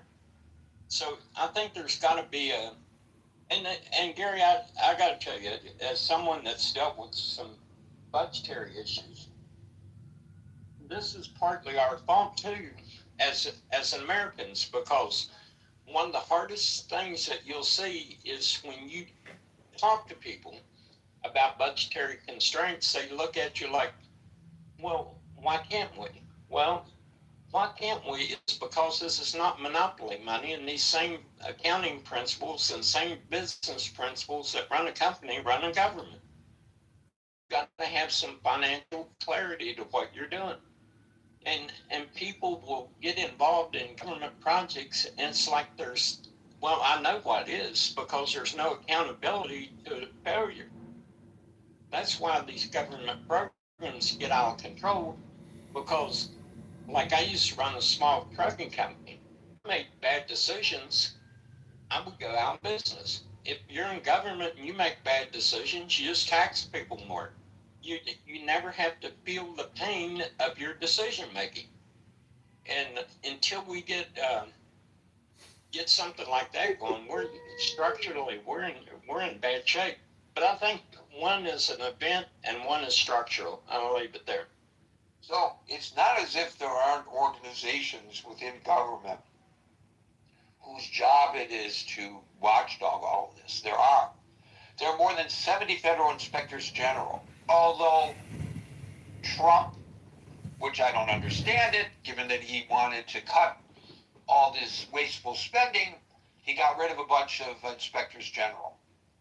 But across all the major federal agencies, each of them has a inspector general, and there's the Government Accountability Office, which is the primary watchdog. Each audit federal spending, they identify waste, they root out fraud, abuse, and mismanagement. Great. But as you point out correctly, they have no authority to order changes. They just report them. And apparently, in spite of the fact that this administration wanted to cut the federal spending, with this Doge thing, which, as you and I both recognize, kind of backfired, at the same time they were eliminating inspectors general because, I don't know, I guess some people don't want to know that they have a serious or terminal disease. So they don't go to the doctor, or they fire the doctor who gives them the bad news, because that's not what they want to hear. I understand that. There's a psychological reason for that. But you're exactly right. In the private sector, as we're talking, I was thinking about where I work. If my vice president and general manager, who has our division, can't keep things profitable, well, he's going to be gone. And somebody who can ensure profitability will move in, and there will be probably cuts in personnel as a result. So you can't, when you're in private industry, let it get out of hand. You're right. In the government, they can and they do, and nobody, apparently, according to that New York Times story, in Washington really gives much of a damn about it. Well, and so you combine this with the current crisis with the gas and diesel costs. We are under severe economic stress in our households, but also we're in extreme economic distress in Washington. You combine the two, and I don't know, again, I'm not an economist, but it seems like that's a recipe for absolute economic disaster in this. Well, I can give you one example I was personally involved with. It involved our city council, it involved our county commission, it involved some state people, and we was talking about in percentage terms of a budget, a significant amount to a budgetary issue. And the math was so simple on this, Gary. It was literally 6th grade level math that you could look at these numbers and tell they weren't working at any level. I mean, a 6th grader could have done the math on it. And people, I mean, we had a meeting room with about 300 people in it, and no one was pointing out the obvious fact. These numbers just don't work. And I'm sitting here listening to these people ramble on, getting high on their own BS. And finally, I was just talking. I told him, I said, just stop right there. I said, please, just stop. And I laid out the numbers. And I looked at everyone and I said, can anyone in this room that's so enthused on pushing this project tell me how these numbers are going to work? And they looked like us, the Grinch that stole Christmas. But that's how embedded this kind of psychological Santa Claus can become in government spending. And finally, I just told him, I said, because I had deciding vote in it. I said, until you can show me how these numbers are going to work, I said, I'm a hard no. I said, now you got to tell me how these numbers are going to work. But it becomes so pervasive. It was like a out of body experience looking at people that was normally intelligent people sitting there saying, yeah, let's just bankrupt this place and everyone's going to be happy. I'm sitting there just like, I can't believe what I'm hearing here.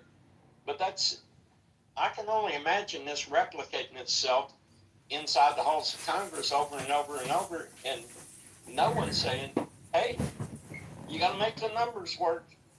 But I'll leave it there. I know there's other people here. Just remember yesterday I was talking about how things were when there were so many houses underwater and people's houses were being foreclosed. Why did that happen?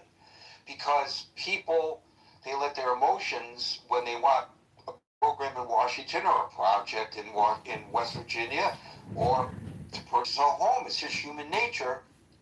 I want that house. I fell in love with that house. How can I make this work on my salary? And the realtor says, oh, we can figure out how to make this work, because the realtor wants the commission. And then the mortgage company issues paper on a house that you're a poor risk for. And maybe you make it through, or maybe you don't. And it's just kind of like human nature, and we have to have the fortitude to stand up and draw a line and say, I love this house, but I just can't put the money together. I have to get something a little more modest.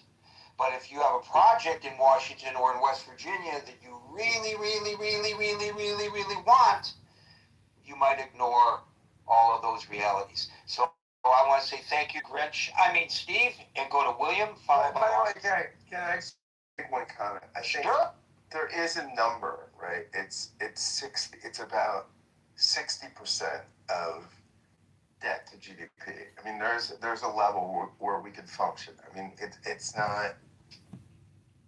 If we can get to 60% of debt to GDP ratio, but we're now functioning at over 100%. I think we're close to. I mean, I think we're close to 200% or something.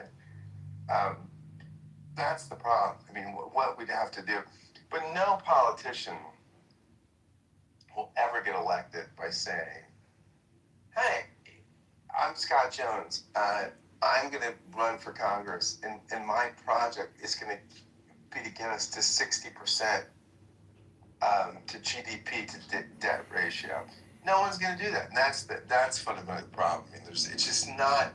It's not an issue that will sell. It's the issue that's going to kill us. But people just don't know how to talk about it, and I don't know how to talk about it. I mean, it's the critical issue. But someone needs to tell a story about the debt to GDP ratio, and I don't know how to do it. But that's the critical issue.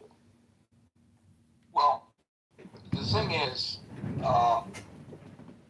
everybody is, I forget who said it, maybe it was Steve that said it. These guys and gals, they all want to get reelected. Maybe it was you that said it. But anyways, they want to get reelected. So they have to bring home. And so I have a bill before my fellow members of Congress, and I'm trying to whip up support for the bill. And you come to me and say, I'll support your bill, Gary. I need something for my district. I need something to come home to my people. And that's when these make-up projects get approved by Congress. And this is when people end up, building these bridges to nowhere and so forth. in order to pork barrel things to garner the votes that they need to pass the project that they really want to see cleared the Congress.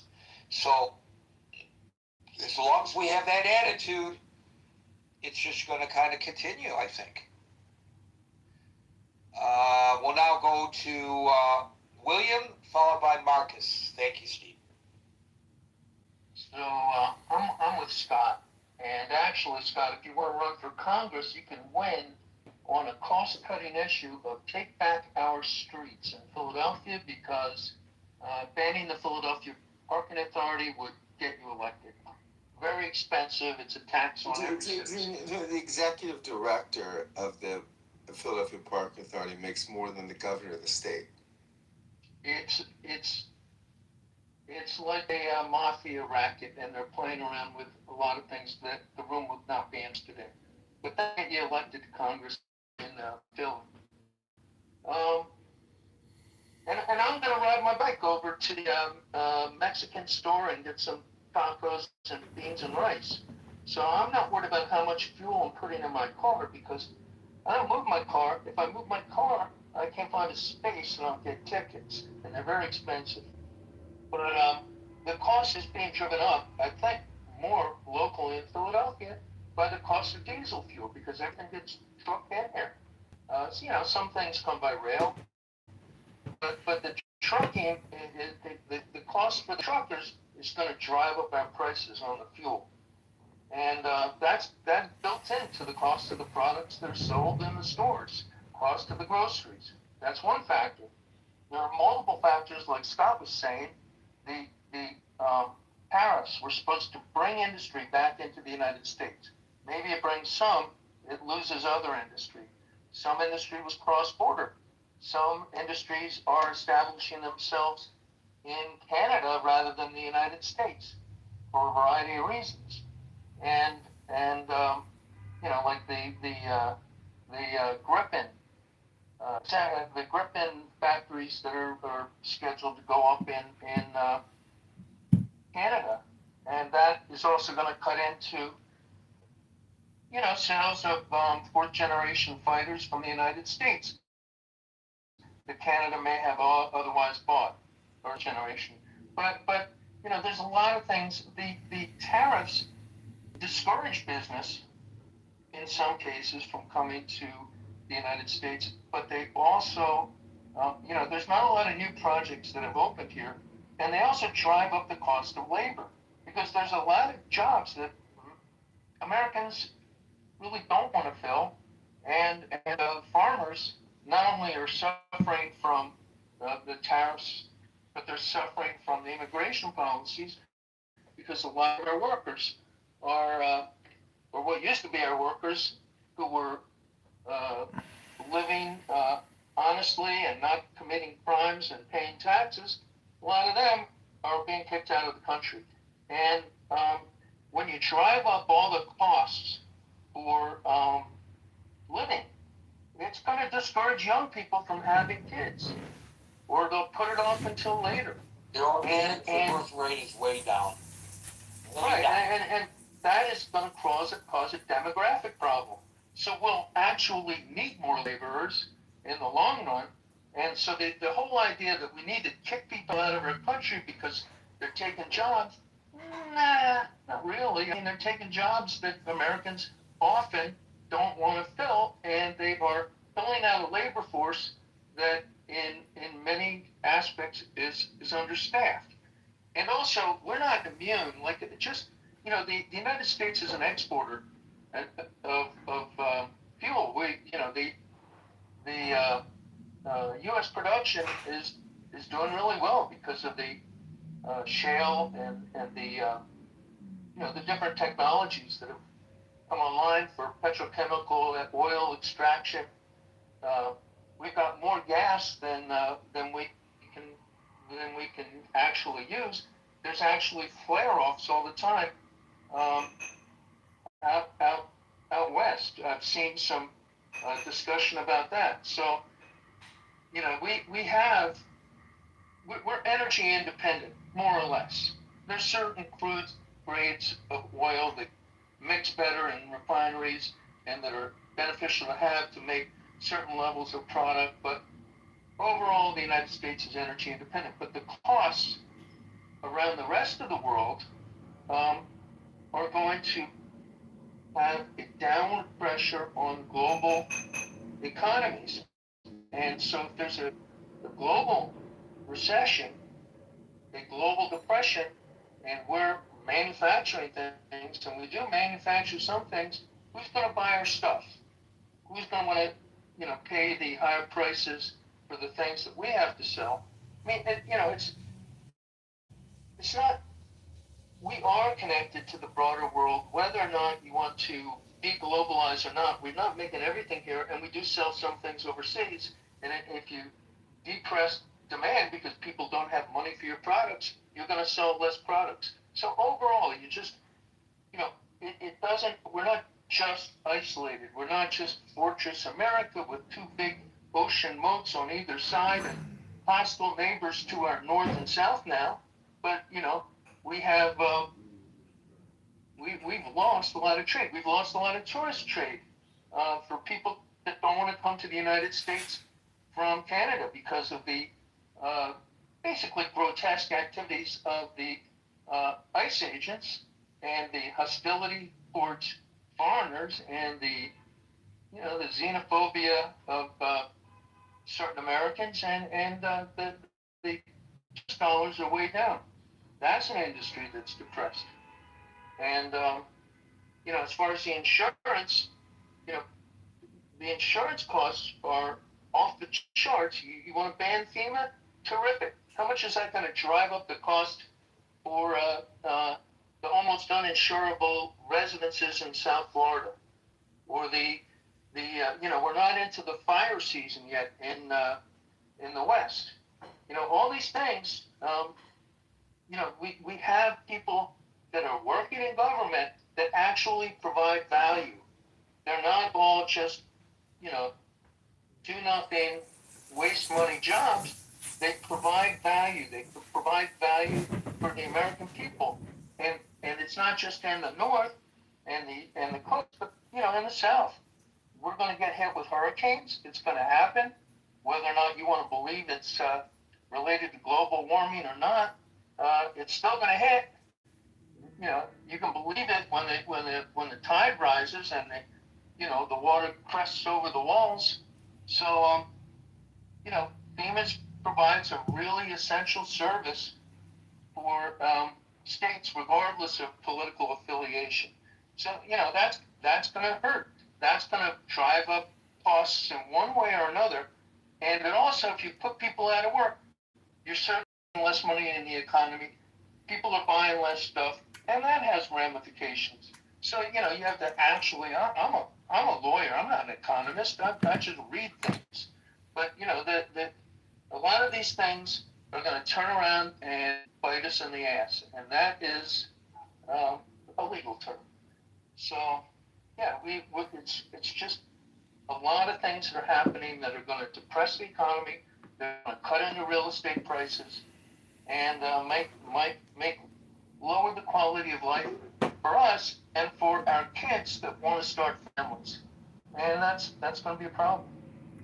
So you mentioned the immigration issue and jobs, etc. One only needs to look at Japan. Japan was very, very tight on immigration because they want to maintain a homogenous society where everybody is Japanese. And, unlike the United States, people, and part of this may be genetic, but also they don't eat a lot of processed foods in Japan. And so they have a real problem there of longevity. People live much longer in Japan. That's a problem than people live in the United States, because now you have the need for elder care. And with the birth rate being as low as it is in Japan, they are now going to other countries in Southeast Asia and encouraging people to come to Japan for long-term employment as caregivers. And of course, when people come in from other countries, there's a chance that there will be commingling and the genetic base of the country changes somewhat as a result of the study that we discussed earlier. People love their neighbor. People love their neighbor. Why do people fall in love? And that could have been sponsored by the CIA or the FSB. That could be valuable information. Why do people fall in love? Right. So we're going to see that here. We're going to see a complete shift from the current strategy on immigration, I believe, as our country continues to age and the birth rate is such that we don't have a lot of young people, especially young people who are predisposed to doing elder care. And my prediction is, you guys can write it down, especially those of you who are young enough to be able to track this for a number of years, beyond the years that I will be able to track it. You will see a huge influx of Filipinos into the United States who will come here to become caregivers. They will leave their children home with the grandma and the grandpa, and they will make money, and they will send a good portion of what they make back to the Philippines as a way of providing for their family and improving their life. And if they are lucky, they too will find someone to fall in love with. As the study, we could go back to that first study, the National Academy of Sciences study, why they fall in love. Thank you, William. We'll now go to Austin, who fell out and came back, followed by Marcus. Thank you so much. I'm so... Oh, Marcus, are you in a hurry? No, Austin followed by Marcus. Marcus left. Go ahead. Okay, Marcus. cool. I'm so glad that William spoke because he was getting to some vital points. I think we're all chasing the wrong ball. We look into the 21st century. We have a lot of technology through alternative fuels. It's interesting, but Trump really seems to be working in the interest of the oil industry. And why are oil companies making so much money these days with oil prices so high? All throughout the oil sector. It's kind of odd to me. But I think we're absolutely chasing the wrong ball. I mean, it's simple to look at the science of economic history and look what seems to be intuitive. You think, okay, we're going to reduce spending and that's going to help our economy. That's not the right question to be asking. And it's such like an intuitive tilt. Okay, I think of personal finance, I think of business finance, I think of corporate finance. Okay, we're going to reduce cost and increase revenue. But we're a nation, and we're the global reserve currency. What we need to be absolutely panicking about is how we're destroying the ill will of America. And even if Trump lives to 100, 120, he's not on this planet as long as a lot of us, and he's damaging our reputation in order to follow the whims of short-run pursuits. It's not a matter of are we spending or not, it's what are we spending on. It's been found that Keynes's science of economic expenditure, it's reality.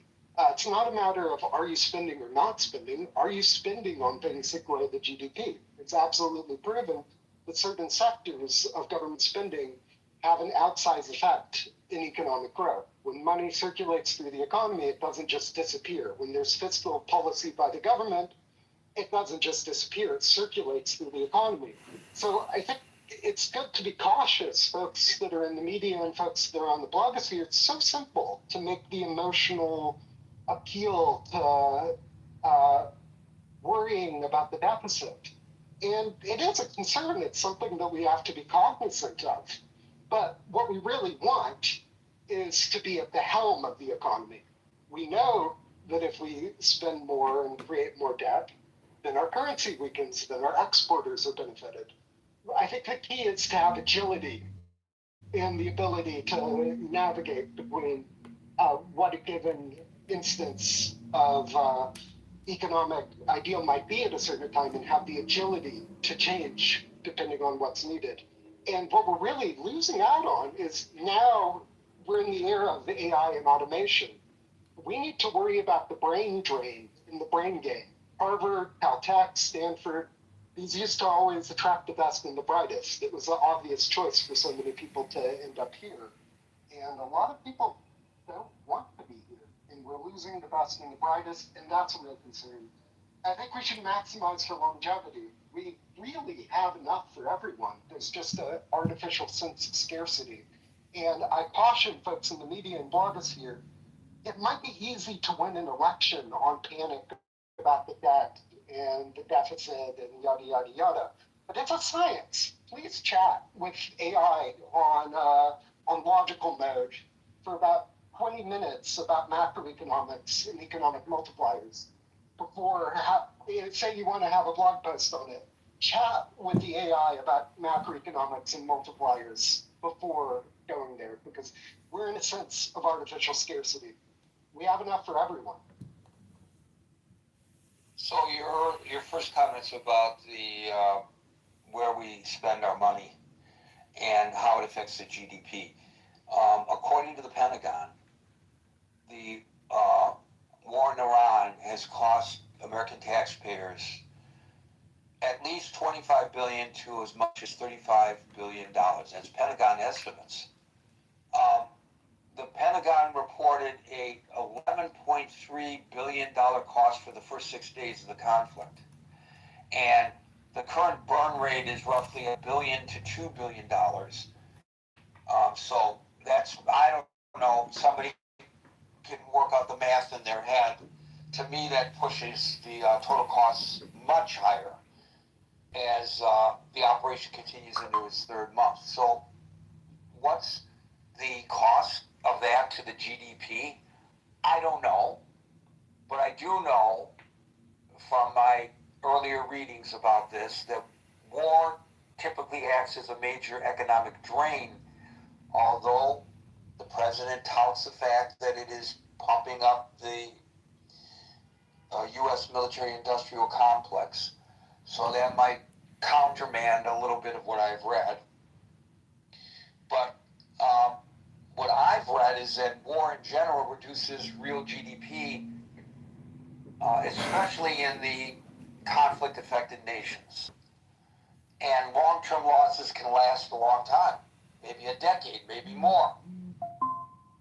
Absolutely. We need to spend wisely. And if you look at the defense sector, and these days I'm all for a very strong defense sector.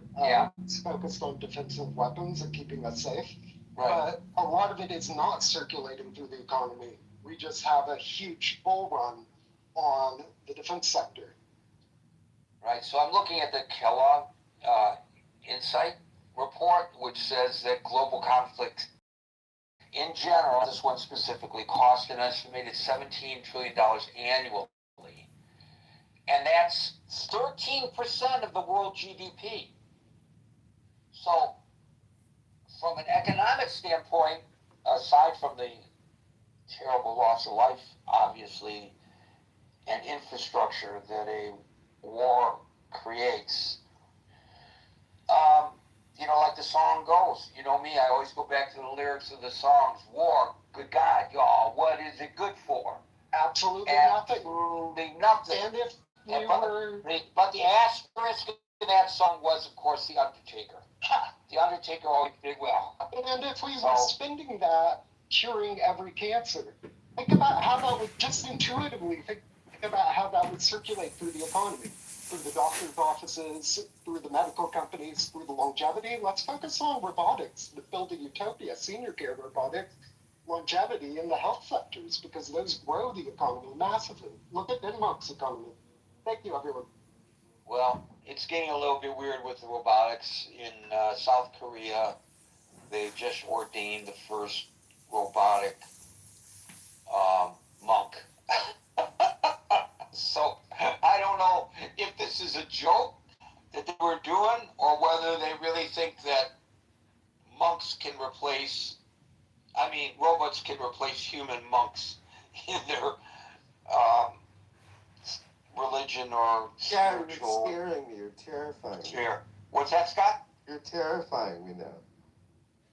dude, it's your own damn fault. How many of your fellow ministers have turned to AI to write their sermons, lazy bastards? It happens all the time. Brutal. Yeah, it's brutal. I mean, come on. What, we can't generate our own words? This is the beauty of this forum, because people have to speak. And I know sometimes people are quoting AI, I get that. But generally speaking, people are speaking their truth to the room. They're not speaking ChatGPT's truth to the room. Monsef, followed by Daryl. Thank you, Gary. Hey, what made me come up is the previous speaker on stage on some basic laws of economics and how they make a country work and all that. I wanted to acknowledge William and Austin's comments. They were spot on. I don't mean to pick on our friend in West Virginia, but when your idea for a successful country is that you can't get ahead unless we produce something, it's very vague. There is a concept in economics called the comparative advantage concept. You make what you're good at, because otherwise you'll be wasting your time in doing stuff that is below your skill level, and by the time you get to produce it, even if it's produced locally, you're not going to be able to sell it because it's going to cost you too much. And that's the basics of international trade. We let other countries produce what they can produce at the best cost that they can do it, and we produce a lot in the United States. We have the comparative advantage of producing some of the best technologies in the world. We specialize in that, and that's our thing. It doesn't make sense to stop producing F-35s and go to build manufacturing, factories in West Virginia, Ohio, whatever, to make brooms and kitchen whatever, or T-shirts or clothing, because it has this idea that politicians talk about. We're going to build factories. We're going to get your unskilled workers to work, and they're not going to make a living because no one is going to be willing to buy a $40 broom, and no one will be willing to buy a $50 T-shirt. That's why when you buy a shirt, it doesn't say in the back made in Japan. It says it's made in Bangladesh or made in places where Vietnam, Bangladesh and Vietnam. Yeah, Bangladesh, Vietnam. There is idea that it makes sense for Levi's or whatever to go to places like that. It's a great situation. You got a cost of living that is lower, that is cheaper. It makes sense to send your work there. They get to feed their families or whatever. Yes, sometimes it gets a little crazy with manufacturing like that, and a little good values, I guess, is necessary to make sure that you don't get into slavery and stuff like child labor and stuff like that. But and the infamous fires in the Bangladesh garment factories, right? Yeah, but the reality is, someone can live on $100 or $150 salary, monthly salary in Vietnam, Bangladesh, China, and make T-shirts. But if you do that same job in the U.S., you'll have to pay him at least minimum wage. And the guy from West Virginia, I bet he's not willing to go to Walmart. It won't be a Walmart because Walmart is all China, and go and spend $15 for a broom. And that's why these empty, promises by our politicians, we're gonna build factories. Well, factories of what? We do have factories. We gotta build products that we can be good at and sell with an added value to both the economy and to society. Anyway, enough of that. So I mean, it's the little courses sometimes in your free community college would do would I think would educate our voting populace, because the minute a president or whatever would go up there and say crap like that, at least people will be educated to say that. But you just say in the beginning of whatever, we're going to build factories, but it's not necessarily going to benefit society. I want to go back to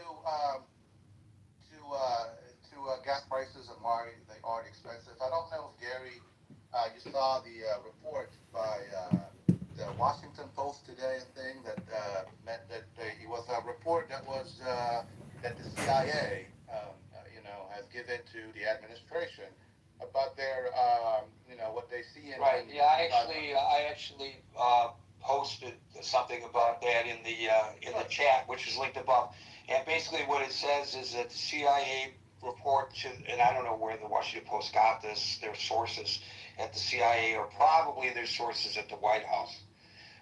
But the report said that if it becomes a stalemate over the Strait of Hormuz and the oil, ultimately Iran can handle that. The United States cannot. We will have to blink first. Is basically what. It says that Iran has basically another 5 months before it can see some real damage to its economy. It also said that they still are sitting on a massive arsenal of missiles and whatever. This new deal. And by the way, let me just interject. Go ahead. This is a CIA intelligence report to the President of the United States, who says that there are no armaments left, that their military has been destroyed, Iranians' military has been destroyed. Well, where's he getting his information from? And this speaks to the whole point that he says what he feels is prudent to say at the moment, but not necessarily accurate. Although he is not unusual in this regard when it comes to elected officials, he is in the sense that he has exploited this ability way beyond any other politician, at least in my lifetime, that I can recall. Right. And the deal that they are trying to get, how is this different than what Obama did? I mean, he trashed the Obama deal. But it was Obama, so it was wrong. It's his and it's right. This gets back to yesterday where I got yelled at for making a comparison that I promised I would never make again, about how when Biden finally proposed locking up the border, it was bad, but then after the president came in, I know it's not the exact same program, it was good. And so here we go with he's really got it in for Obama. He really dislikes Obama. Obama's past tense. Trump is current. He doesn't have to worry about what Obama did, or what Bill Clinton did, or what Jimmy Carter did. People are no longer in charge. And I don't know why he obsesses with this stuff to the degree that he does. Yeah, there are multiple good articles today. Is it the 7th today? Yes, I'm reading one. I read one earlier today from the Financial Review. And literally the title said, Trump's Iran deal looks a bit like Obama's. I mean, it's not just you, Gary. A lot of people are noticing this, including that, the moratorium, I guess, on the nukes. It's only going to be about 10, 15 years max, but again, he said that they will never be able to produce a nuke.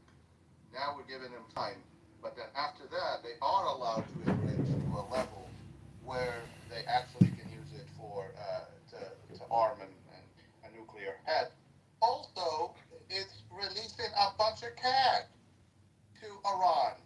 Like we heard so many months of that planes were full of cash leaving freezing the banks of Maryland, Virginia, which is not true, by the way, because we paid them in Swiss francs, not U.S. dollars. Anyone can check that. So banks were not getting emptied in the tri-state area to send billions of dollars to fund the But I saw pictures of pallets of cash. Yeah, right. But it was not the cash held at U.S. banks like the president said. It probably was AI generated also. Yeah, you saw it on the internet. But it was, the payment was made in U.S. My francs. flowers are So we're gonna now end up breaking through. giving them the stuff that the president Breaking made through fun the of soil. Obama for doing, for giving them their money back. I don't know where the money that we're gonna give them now, what's those frozen assets for, but it's the same thing. But it's the ultimate thing that the ultimate kind of scenario that, nothing says that we lost this, more than this. We went 180 degrees we went there, we won the first day, the regime change, it didn't happen, the torture of the Iranian people. Sorry, Alan, I know we were very hopeful in the beginning that it's going to be liberation to the Iranian people. You don't see anyone talk about the poor Iranians, and if there is any help on the way, or if there is any things in these deals, written in the deals that the Iranian regime has to stop. They're collateral damage. Because the reality is, when this war ends, if there's no regime change, and the chances of there being a regime change are very dim, I think is what you're saying, and I would agree. That's right. It's going to be retribution time for all those people who we encouraged. Our government encouraged them. Now, they may not have needed our encouragement, but our government encouraged them to take to the streets. We encouraged them to do so. So let's just remember that if, in fact, and I hope I'm wrong, that mass executions occur and mass incarcerations occur because people simply went to the streets to protest the regime. We have some culpability in what happens to them as well, in my opinion. Yeah, I'm not going to be long. I think I just got a notification that I think we're just launching some new attacks in Iran. But the idea that gas prices are going down anytime soon, like you said this days ago, Gary, that when they go up like a rocket. When they fall like a feather. Summer driving season is coming. Don't expect gas to be, even if the war ends, even whatever, it's going to be a slow, going down. And I'm just amazed at MAGA, how much they are willing to tolerate the pain in order to see, it's not even a pain for the stuff that the president say. Are you willing to tolerate a nuclear Iran? Well, we are going to end up with a nuclear Iran based on this deal, whether it's in 10 years or 15 years from now. It's just a matter of kicking the can down the road. It's not eliminating that threat. I'm going to let others speak, Gary. Thanks a lot. Thank you very much, Monsef. We'll now go to Daryl, followed by David. Hey, Gary, can you hear me? No. Okay, well, I just got to ask. So I'm going to ask for some latitude here. I want to talk about, I'm going to tie this to fuel. So before the UAE Property taxes are not going they had issued, their finance minister had issued a dire warning saying that, hey, if we don't start getting some of this oil out, we may actually have to start selling oil in Chinese, in yuan, RMB. And so what we're doing right now is we're setting up currency swap lines for the UAE. And this is really only done in times of emergency, like in 2008 with the crisis, 2020 with COVID. Because what happens is if they start selling oil in Chinese RMB, they don't need to hold all those treasury notes, they don't need to hold American dollars. So this is a precedent. Scott Besson actually went in, he spoke before, I think, the Senate last week about this, and we're setting up currency swap lines to aid with liquidity. The problem is, though, that China has started prepaying Iran for oil. And so there was this thing that we're going to starve Iran and we're going to basically, break them economically and, we're going to starve them. But China started prepaying for oil. Iran's sitting on about $40 billion in its central bank. And so the idea possibly that another OPEC company, I don't know if you saw yesterday, Saudi Arabia is kicking everybody out. If another OPEC country, decides, hey, with this threat, now it could just be a threat. If they start threatening, hey, if we can't get through Hormuz, we're going to start making our own deals with China, and we're going to start making our deals in Chinese money. What will happen is you'll see that these countries don't need to hold American dollars because they're now trading oil and other things. And economically, what's going to happen is the American dollar is going to become less valuable because countries don't need to hold it. And what would happen with our debt? You'll see countries, hey, we don't need to hold these treasuries anymore because we're not, collecting. We're selling money outside of the petrodollar system. So we don't need these dollars. You'll see massive inflation. You will see massive inflation. And I think we're talking about gas. We're talking about gas prices. But this ties into so many other things, right? It ties into interest rates, right? Not just interest rates on mortgages, but just interest rates if you need to go and finance a car, if your credit card, all these other things that can be devastating for our economy. And the idea that we're possibly setting up a swap line, currency swap line for the UAE is something we really need to take seriously. The idea that China is pre-buying oil or paying for oil that they haven't even acquired yet from Iran just to hold up Iran, it kind of feels like there's an economic alliance that's building against this country. And it's not just about the price of gas. It's about how all of these things will impact us. You're going to see prices going up in the supermarkets, prices at restaurants. Prices are just going to start to go up. And someone said something earlier. What was it Monsef said? Monsef said something really, really brilliant, but I lost it.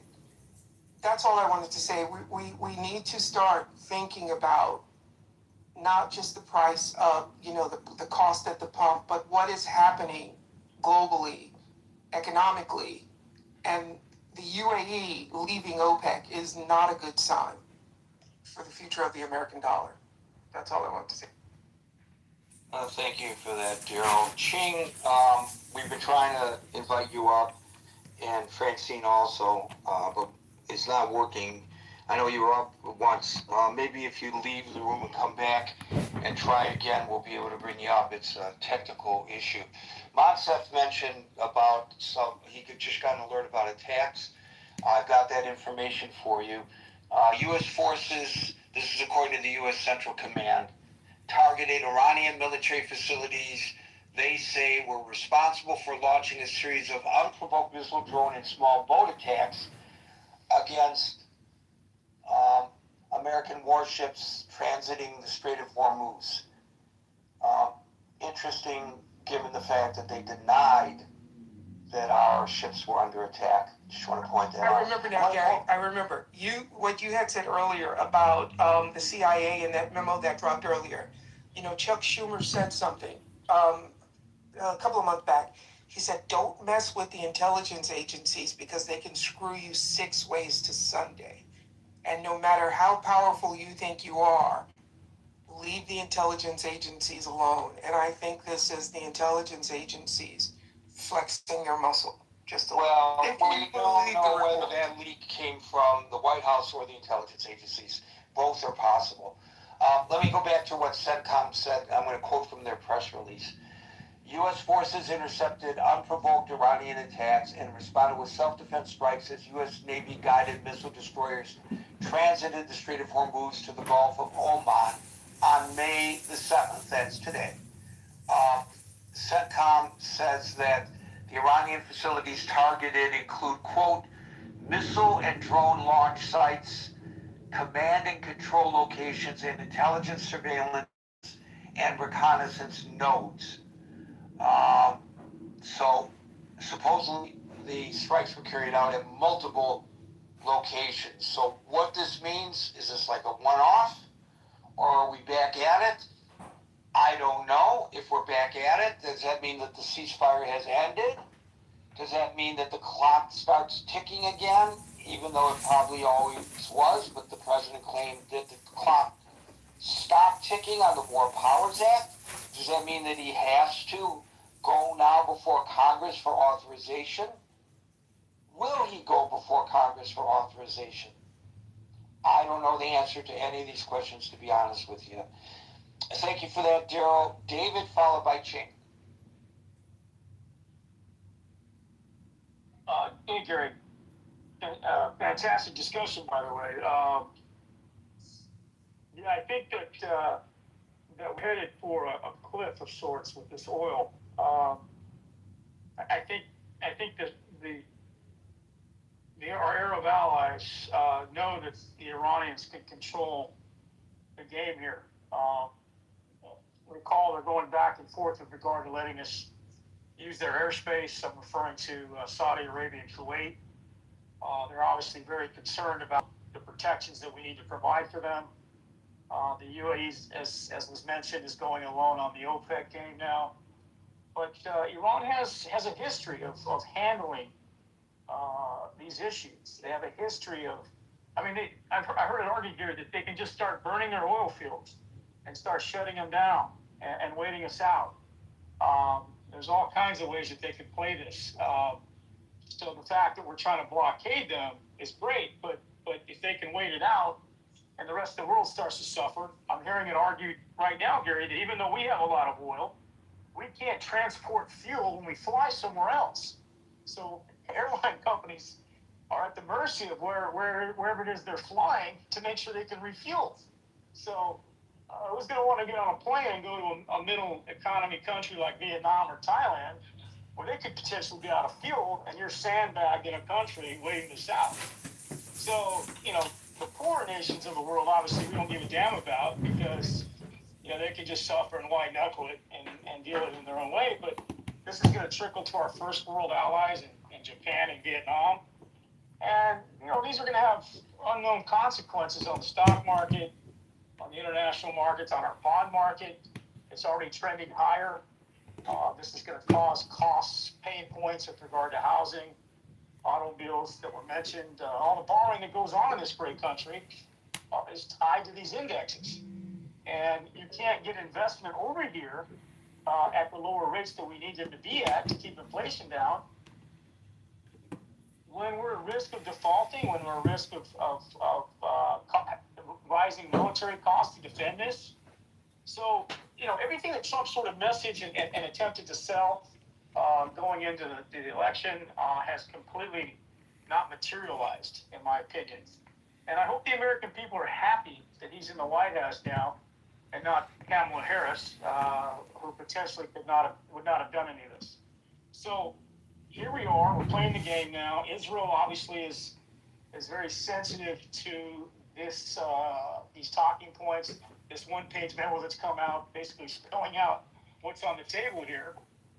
And they're obviously a kink and a thorn in the side of making sure that we don't go back to what it is we originally had with Obama 10 years ago, Gary. So, at the end of the day, the hemorrhaging's got to stop at some point. Americans, we're going into the summertime, Gary. Americans are having to travel more domestically. A lot of Americans drive SUVs. They're pro-American. They buy the big trucks. And all this is eating into their gas costs and their ability to spend time or extra money on their families. So those are going to be some serious pain points this summer. if gas prices continue to surge, which I think they are. Everything's pointing that way. So, yeah, I think Trump's needs to get his head wrapped around this. The War Powers Act, as you mentioned, is sunsetting.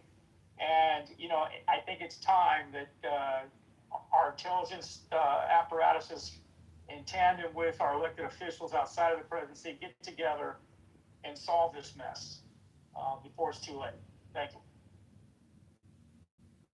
Thank you, David. And Ching, you get the last.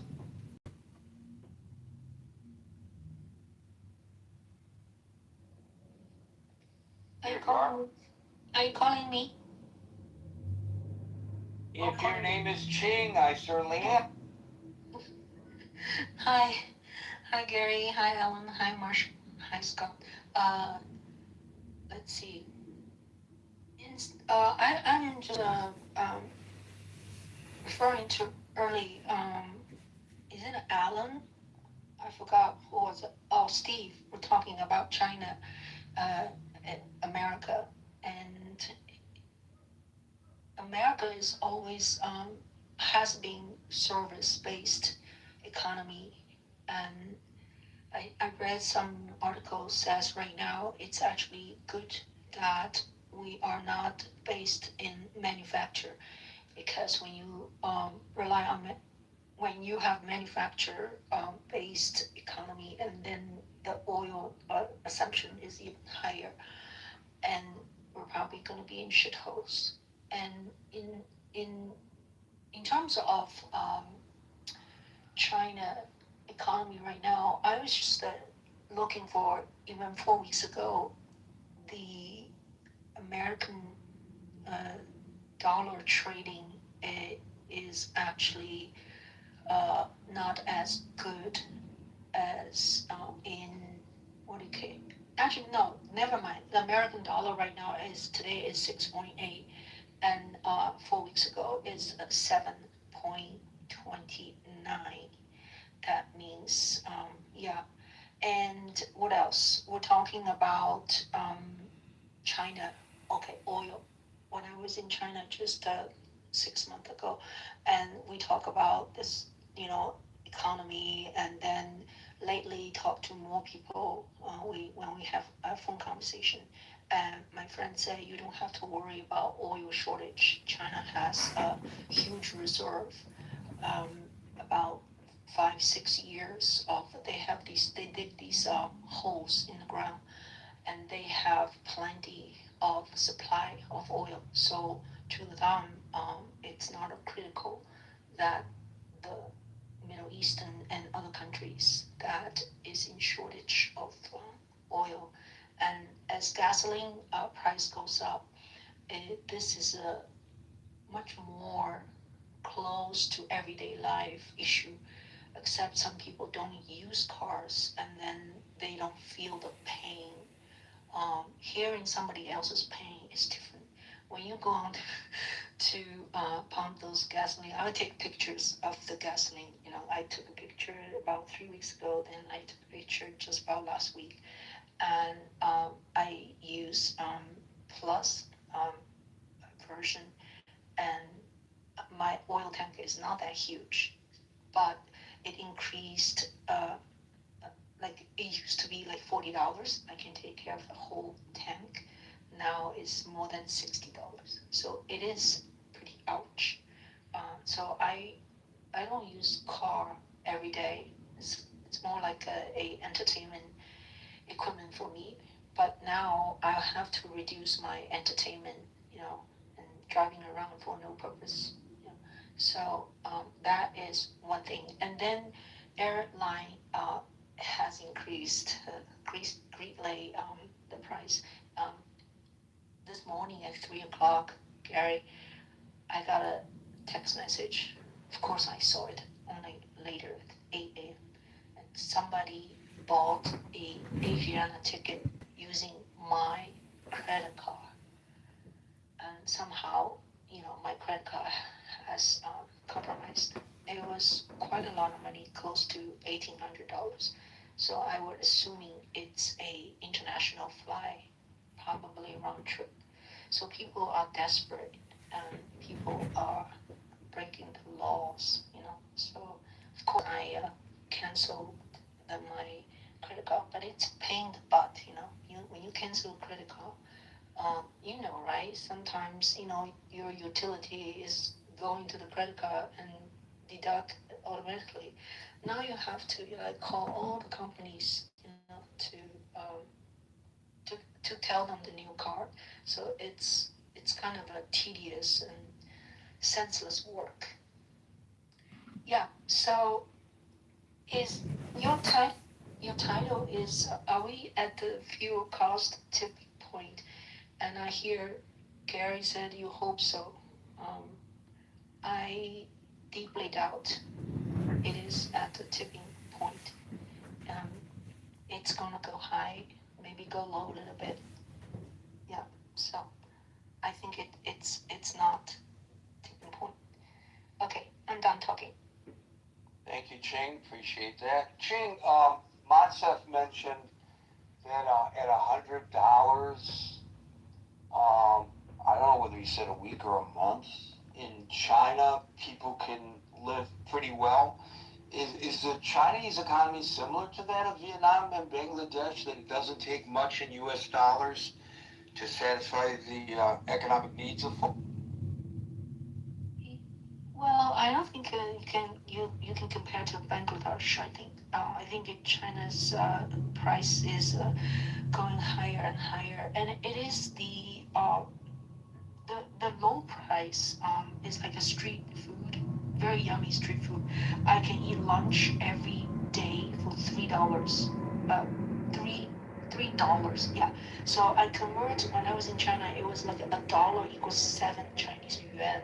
So a really yummy bowl of soup is less than 30 yuan. So you figure, you know, and that is what chit chit chit 640.